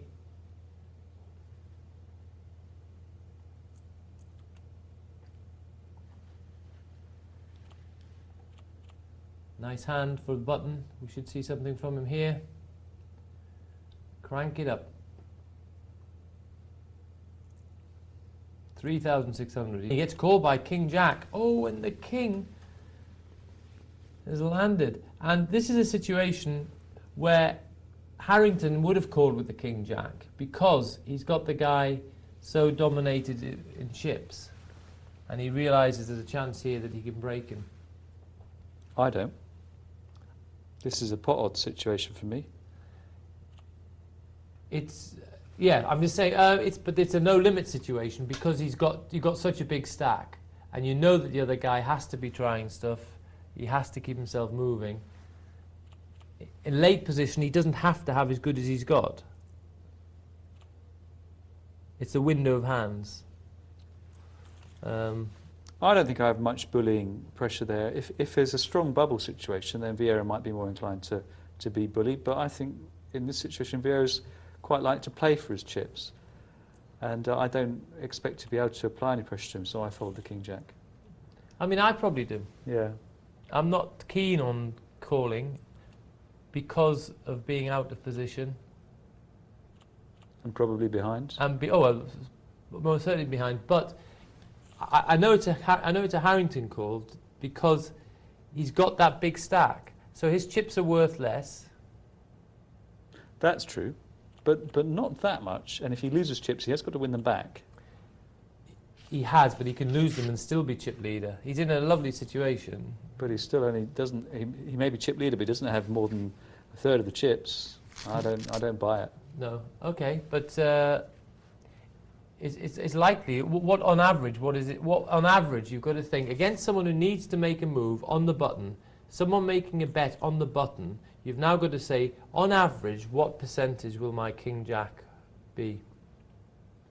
Oh, you could play it, but what I'm saying, and I think the correct move is to fold in terms of standard, as it were, cash game equity decisions. I think the correct move is to fold, and I think at this tournament the correct move, just in terms of equity, is also the correct move in terms of the tournament, because I just don't think that these bullying privileges are going to be accorded to me. Well, he wasn't bullying. I mean, just by calling. Yeah, that's a bullying move. You know, to call with the King Jack. Okay. You're looking classing that to as bullying. Okay, right. Yeah. Well, I mean, he's playing a pot which he shouldn't be in. Okay. Because he thinks his big chip stack is going to allow him to take the pot down on the river or on the turn or wherever.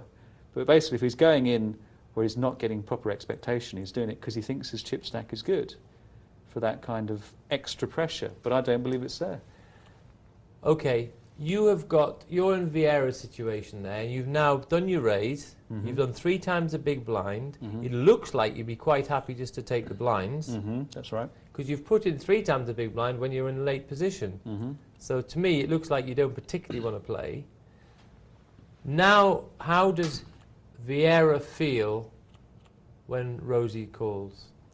I don't feel that bad because, as you say, Or how do you feel my when Rosie raise calls? looks like I'm trembling at the knees anyway. Not trembling. I think you've got a proper hand. Yeah. Well, but if it's possible that my opponent Rosie's thinks that I'm trying it on, then when he sticks all his chips in and I've got something, I'm going to call.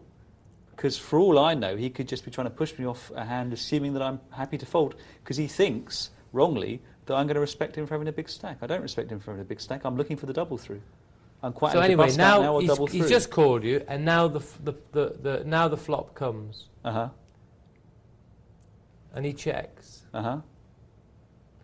Do you want to do your continuation bet now when you've missed? I may or I may not, but I'm doing it for I pot think- odds reasons. Right, but I think you, in the late position, you don't want to do the continue. You don't feel rich enough to do it now. No, I'm sure I make the same decision I make in a cash game. Okay, well, I think a lot of players will not. They'll say, oh, goodness, he's probably called me with a monster. They start to be worried about this call.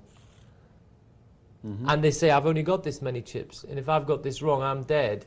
And I think he threatens in a way because he asks them a question. I think every round's going to be harder for them. Plus, he might hit his king, which is likely to be winning. You may well be right, but I just don't respond to that sort of pressure. Right. I just don't. Especially here, where we've got a fairly flat structure for 3 places. Yeah.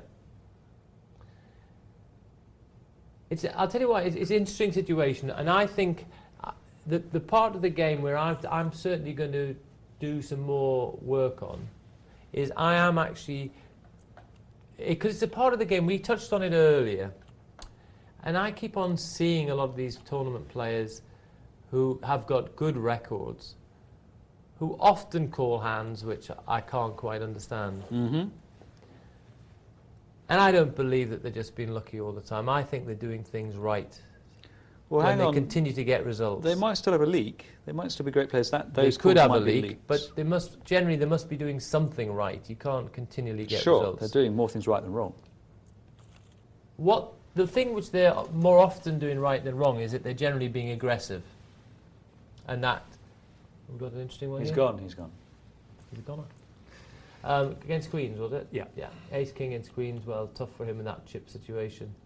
But I think the calling is an area I want to look at more and more. And I think now I have to look. I'm more interested to now work out what different hands are worth against these different baskets of hands.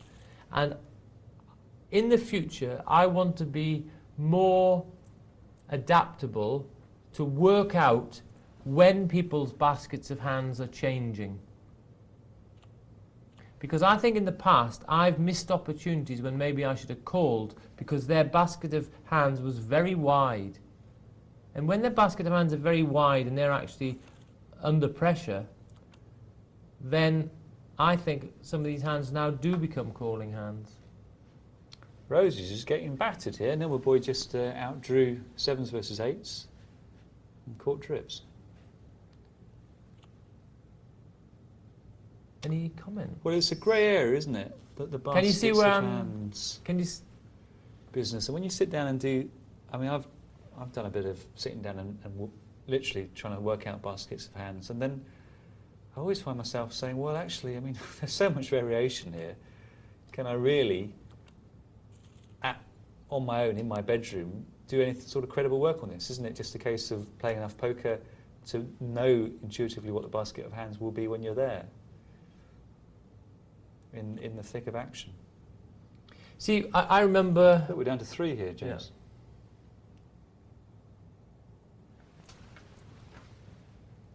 We'll continue. We'll watch these final 3 battle it out. Blue... Off. Could be Boris Johnson after a big meal.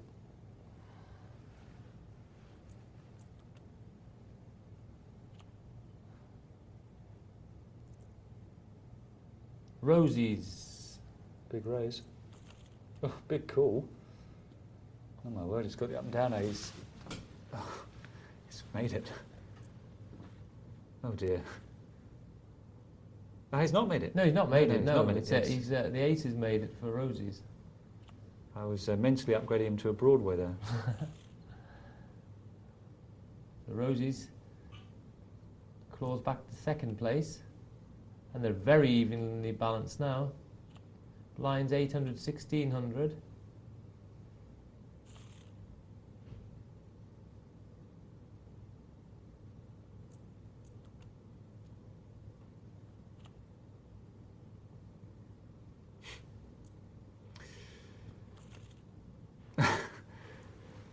Draw versus draw. Rosie's with the free roll on the diamonds. Oh, both made Look at that. straight. Now Rosie's is free rolling. Yep. 20% free roll. Yeah, it's a good situation because all the chips are going to go in. Yep. Split it up. And free rolls, I mean, they build big pots, are incredibly valuable. Tom, as in a lot of cases, basically, you know, I'm in tune with you on this, and I'm in tune with most of your plays. I've always felt sort of an affiliation with your plays. So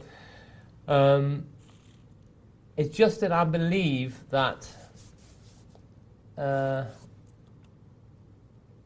principle is, which I have the same principle as you. Basically, I want to be a better rather than a caller, and I know that's your instinct as well. Is that right? Mm-hmm. Right. So that's basically where I'll go back to. I want to be a better rather than a caller.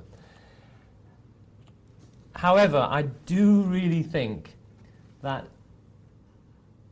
as the going gets tough, there are certain situations. There's got to be situations when you've got enough chips that you can actually afford to be in there. I don't buy it. I just don't. You've got to get all the chips to win the tournament. What's the logic of going in? Unless you are accorded massive respect, which you won't be by me, why are you sticking chips in the middle when you're not getting the odds? You're going to have to win those chips back. Well, but there are. But what odds? There are some odds there you're getting. In the particular case of the King Jack, Yeah. I think it was a miserable call. Yeah, but what odds was he getting? What, against a dominating Ace Jack? No, yeah, not against the hand. I'm just saying. So he had, because you don't know what he's got. No, okay. I think it was three times the big blind raise. Yes. So the small blind surrendered it. So Was he big? Was he big blind? Was he? I'm pretty sure he was a big blind. I thought he was a small blind. Oh no, he's not. Oh, was the guy missing up there? Well, there may have been a guy there. But he's out of position against someone who's still got chips, and he's holding a hand there's a very good chance he is dominated. I mean, I just wouldn't do it in a cash game. My point is this, is if you would do that in a cash game, fine, do it in a tournament. But if you wouldn't do it in a cash game, why do it in a tournament? Okay, if he's on the small blind, for example, he's getting more than 2 to 1 his money. But the crux of your, I mean, And James, on average, his king. The point I'm saying, James, is that if the play is right in a cash game, it's right in a tournament. And if it's wrong in a cash game, I think in that situation it's wrong in a tournament. The discussion is not about whether the play was correct, it's about the question of whether a big stack means that you're allowed to do things which on the face of it are wrong. That's the crucial point. Okay, I mean, and just I contest that. Okay, if we Because just if look, the King Jack is right, it's fine. But it can't be right just because he's in a tournament with a big stack. short-handed though, King Jack is a reasonable hand. Yeah, but James, what I'm trying to say here is that No, I see. discussing the virtues of King Jack Yes. in its own right is not the point of the No, discussion. it's not for me either. I'm saying the point is do I think in this situation, calling a raise, have I got 40% chance? Have I got 30? No, but James, your point was that you said specifically it's because he's a chip leader, he can do this. Yes, I said that's the added point there, because he can actually well then, put the guy out. If he can do it in a cash game, that's fine. Right, so, okay, if we look at the situation without any chips, is short-handed. If they haven't got any chips, it doesn't work. No, it doesn't work at all. Short-handed, King Jack is an above-average hand anyway. Guy raising on the button doesn't always have to have Ace Jack. He could have done it with quite a wide number of hands. So the King Jack on average, I'm just wondering what its average price is. I agree it's going to be underdog. Let's assume that you're wrong to call in a cash game to make this discussion relevant and interesting. Oh, okay. Because if you're right to call in a cash game, I'm not contesting the idea that it's right to call in a tournament. Okay. And this is not a worthwhile discussion because we're now just talking about a hand that happened ages ago. Okay. But the point is, if it's wrong in a cash game, why is it right in a tournament? Because in a tournament, the guy will make raises which he won't make in a cash game. Which guy? The guy on the button will make raises with cards he won't raise with in a cash game. Oh, that's interesting. But That's that's the quite, difference. quite a different viewpoint from the idea that because you've got the big stack, But that's why he'll be scared to raise because and he'll fold. the guy there in the cash game, he might not have played a hand for 2 hours. Well, there's no way am I going to call with blooming Ace Jack. But again, this is quite a different claim to the orthodox one, which is that Rosie's calls with the King Jack there because the guy on the button will be scared to put chips in the pot, and so Roses can bully him. I'm You're saying yes. that the reason why Roses is right to call is that he will get paid if he makes a hand because the guy on the button will bet into him. Now, that may be the case, but it seems to me that it's wrong to say, therefore, that in tournaments you have a big stack advantage because of this. Because if half your opponents are wrongly betting when they should check on the flop, because, as you say, they've been waiting for ages and they're going to move all in, and the other half are wrongly being timid and being bullied off it on the flop because they're scared to lose their stack, the net effect is exactly the same either way, so you don't get any particular advantage. Yeah. So where is the special tournament advantage coming from? That was added. I'm saying this is icing on the cake. The tournament advantage is that he's got the guy covered, and if he knocks him out, now there's one less person in the tournament. So he actually so gets... it's just the tournament equity, basically. He gets tournament equity there. Tiny. Well, not so tiny when you're down to... It is now, but you can only make that decision when there's 6 of you left. Because if he loses the coup, which he will more often if it's an incorrect play, yes. then when he gets to the situation, he's going to be the short stack. So at the point in which he makes the play, if there's not much difference between 6th and 5th, equity considerations are more or less irrelevant. You're one step further towards the top 3. Yeah, but James, not if you lose chips in the coup. Oh no, of course not. No, I said when you're one step you're away. Successful, of course. No, you're not. That's the thing. He was still chip leader. No, he was still chip leader if it went wrong. That was the interesting situation. You've got to win the chips back. You're still going backwards. Yeah. Okay, but the actual situation, though. Let's get to that. Let's think what that figure is. That's of no interest to me. King Jack can be played in many different ways. No, the percentage value of it is all. This is where a lot of the key to this is this. No, but the point you're making, James, is that you play it differently in a tournament from a cash game. But that doesn't hang on the value of King Jack. You could have the same argument about any hand in the small blind. You could say, well, should he play 9-10 Oh, here? no, because I think he's got merit with the hand short-handed. That's the point I'm making here. Yeah, but my point is, does he have merit with it in a cash game? Probably not. Why? Because people can have time to be selective. People have time to be selective with their raises. Okay. Well, in that case, your argument for why you can play these hands in a tournament is exactly the opposite of the one I normally hear. Right. Which is that normally you hear the idea that people are scared to play against the big stack in a tournament. But you are saying that, in fact, they want to play against the big stack and get all their chips in. Because you can be against... He might be favoured. Right. But that's an unorthodox way to look at it. That's why I'm now looking at that in tournaments more. And I think these are windows of opportunity which players such as you and I, by instinct, probably have not been taking. Because by instinct, we've been brought up with probably a money player's mentality, which is nothing wrong with that. And I think in the tournament, I think there's times where one's got to see where, there is value in this, because he could actually only have 10 Jack. And I've got King Jack. That's wonderful. Yeah, but again, I mean, I have to say this so many times, yes. James, if that's the reason why you should call with King Jack, you do it in a cash game as well, so there's no difference. No, because he won't be raising me with the 10 Jack in the cash game. I might. Every now and again, once in a blue moon, but not as much as they do in the... Far more moves are made in tournaments. That's the difference. Okay, but this is directly the opposite of the reason why most people go in as a big stack. They go in because they think they can bully, not because they think they'll pick up someone at it.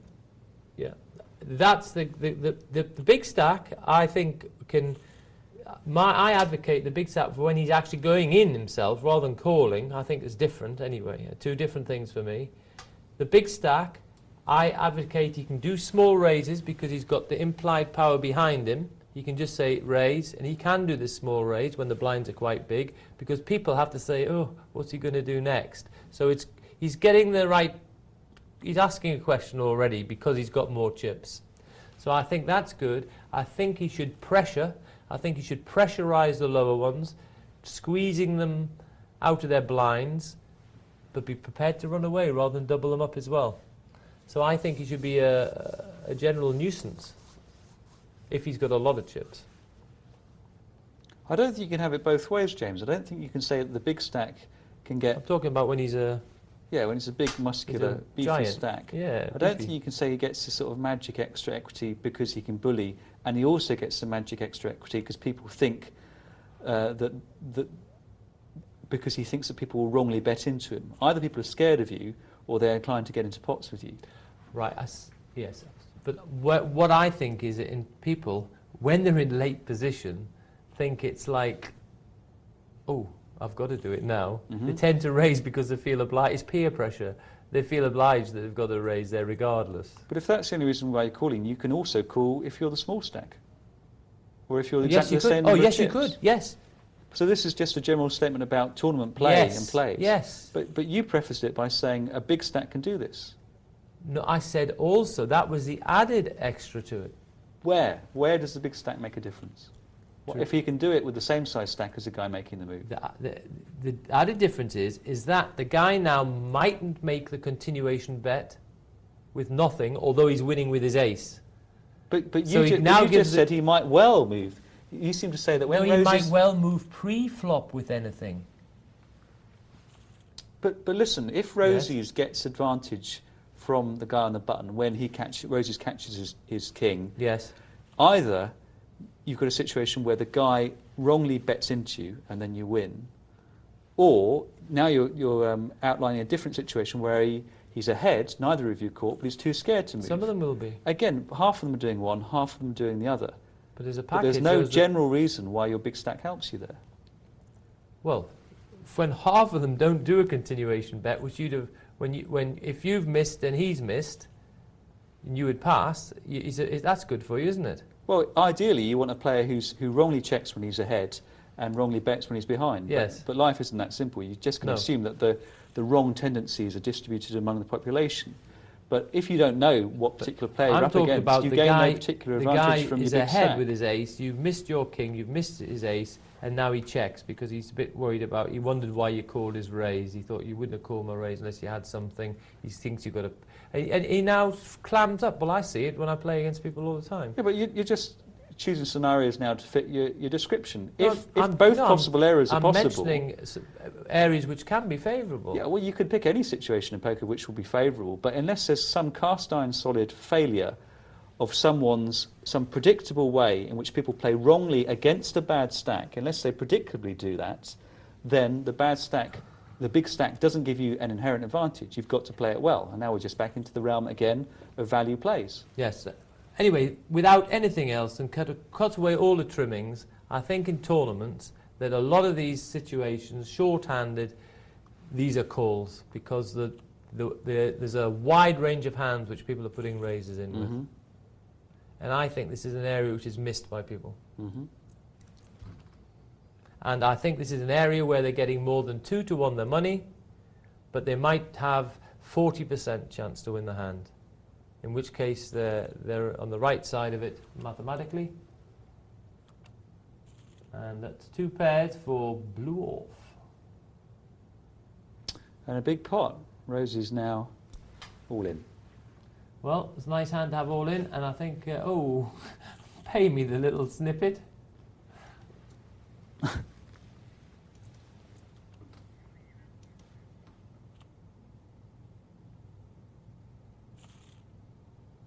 Well, with blinds of 1,000, 2,000, Rosie's can't get away from this, and just Blue Off doesn't want to double him up.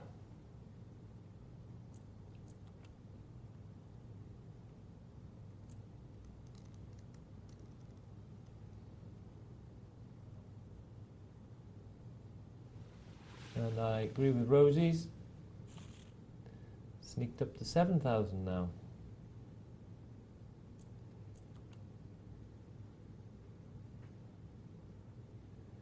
I think Blue Off should have contested a few of these when Rosie's had less chips.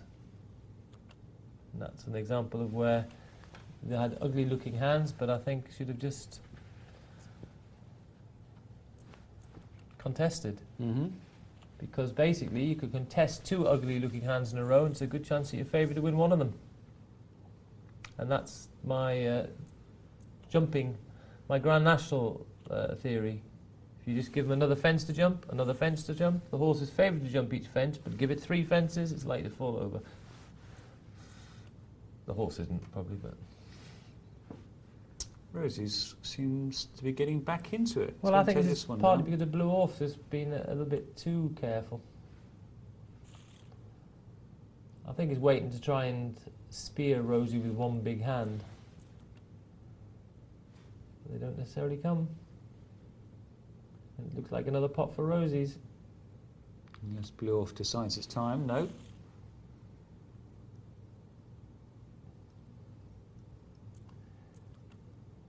Now, the bigger that Rosie's stack becomes, Blue Orph's plays aren't as bad.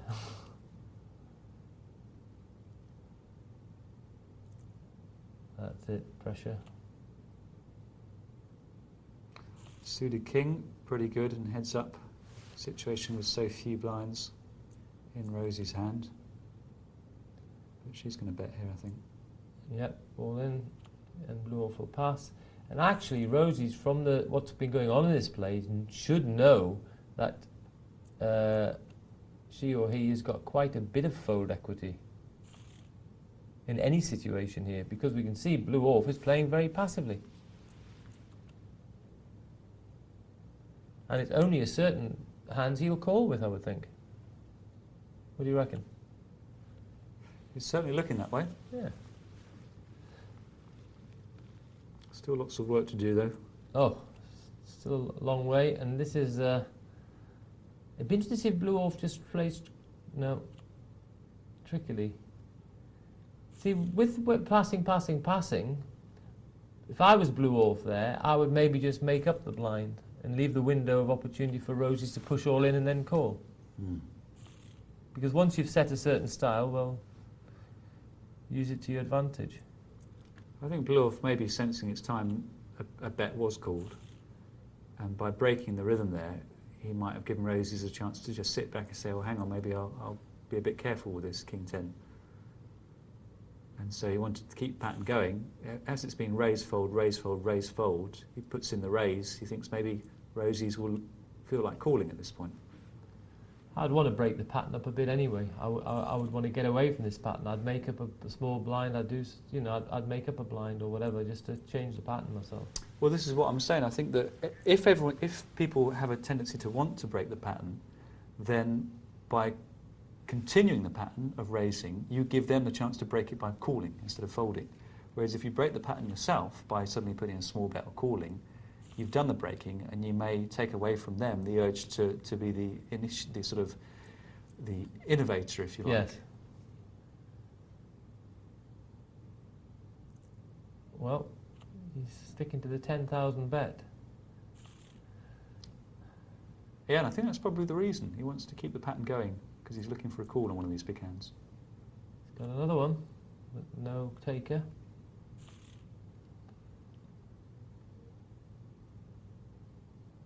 I feel it's going to happen when a big hand is off the button. The button has too much advantage in this layout. Big blind on the button. Mm.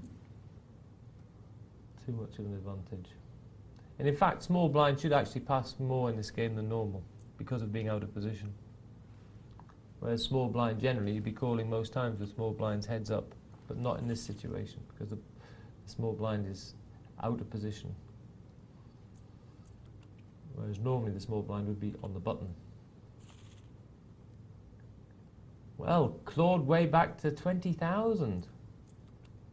Amazing.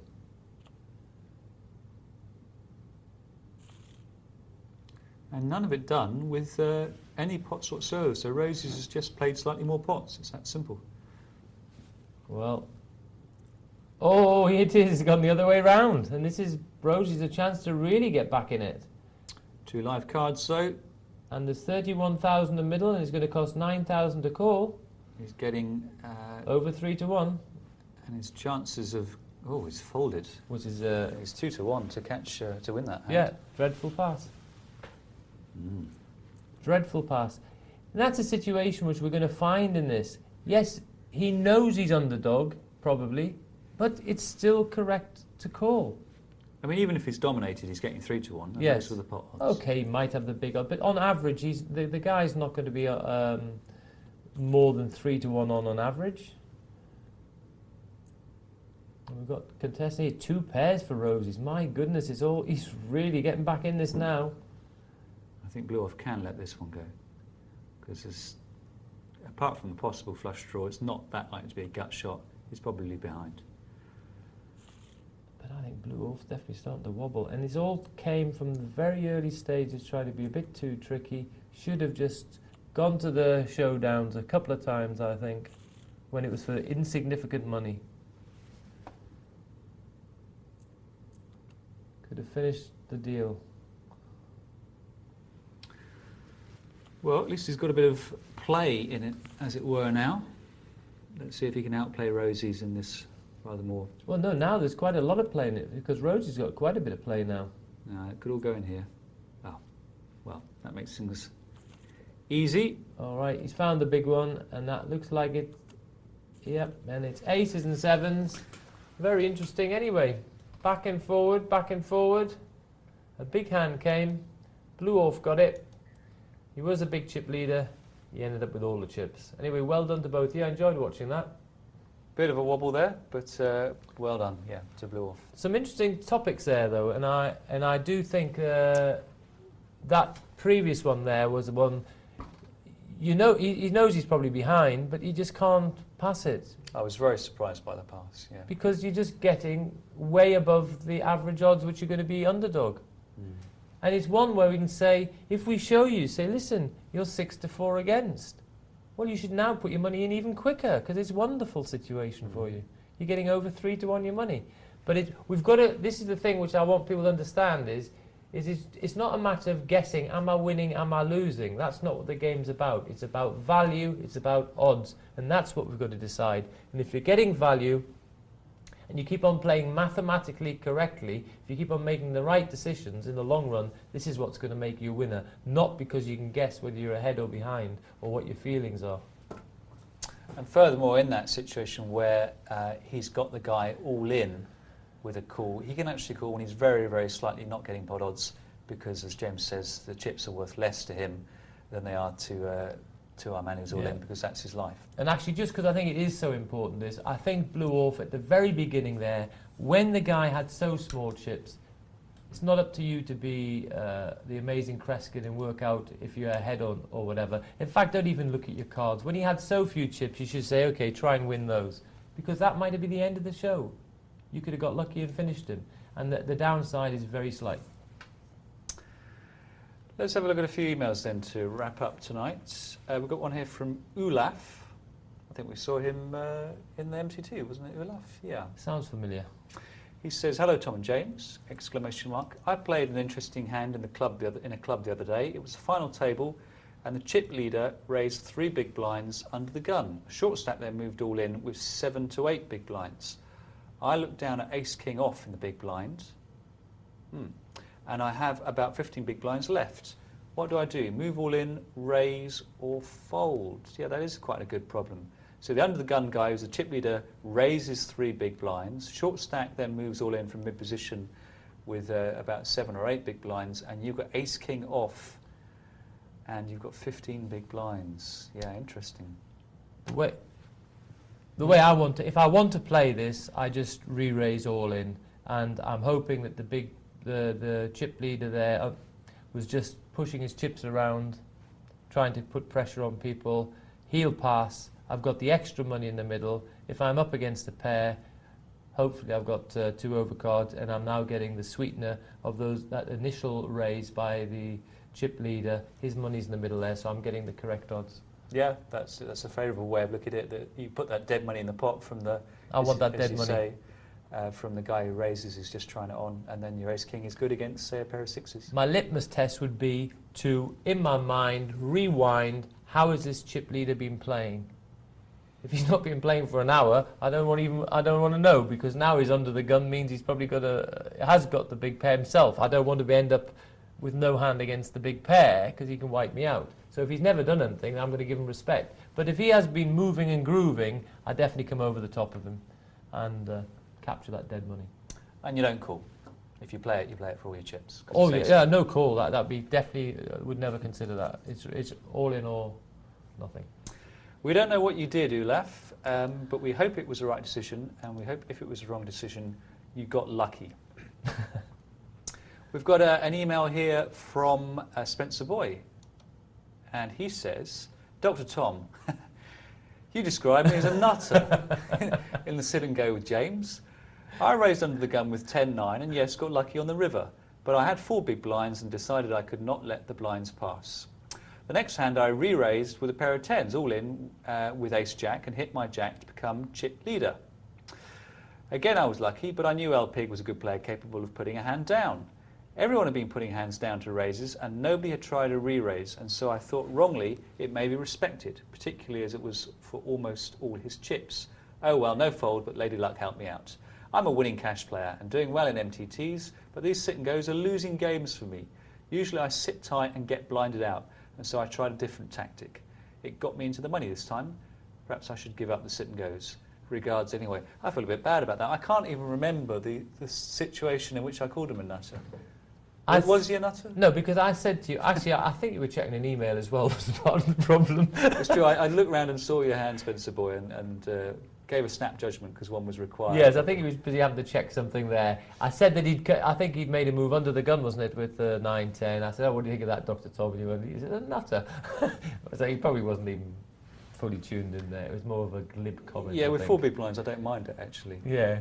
So don't give up the sit and goes on the basis. The one comment there I'd make on your re-raise is, in that situation, if you looked at the amount of money you were putting in and the amount of money that your opponent had, I want you to really consider how much fold equity you had there. And to me, I don't think there was very much, because I think the guy was virtually committed to the pot. And I think that's something we've all got to look at. If we're in a deep stack tournament, your player I'd probably applaud, because you could well get him to put down a big hand, but not if the guy's pot committed. So one of the things we always have to do before we make a play is check the size of our opponent's stack. How much is it going to cost him? What odds is it going to give him? Is he good enough to know that he's got the odds? If he is, you haven't got the fold equity. Absolutely crucial here. Know whether or not it's definitely going to a showdown if you play this hand, and then have another look at your hand and decide if it's good enough. Well done. Keep it up, Spencer James. It's been a pleasure, of course. Tom, I've enjoyed our discussions. There've been some really nice ones tonight. I always do. We hope you have too. Tune in later tonight for another episode of Poker Night Live.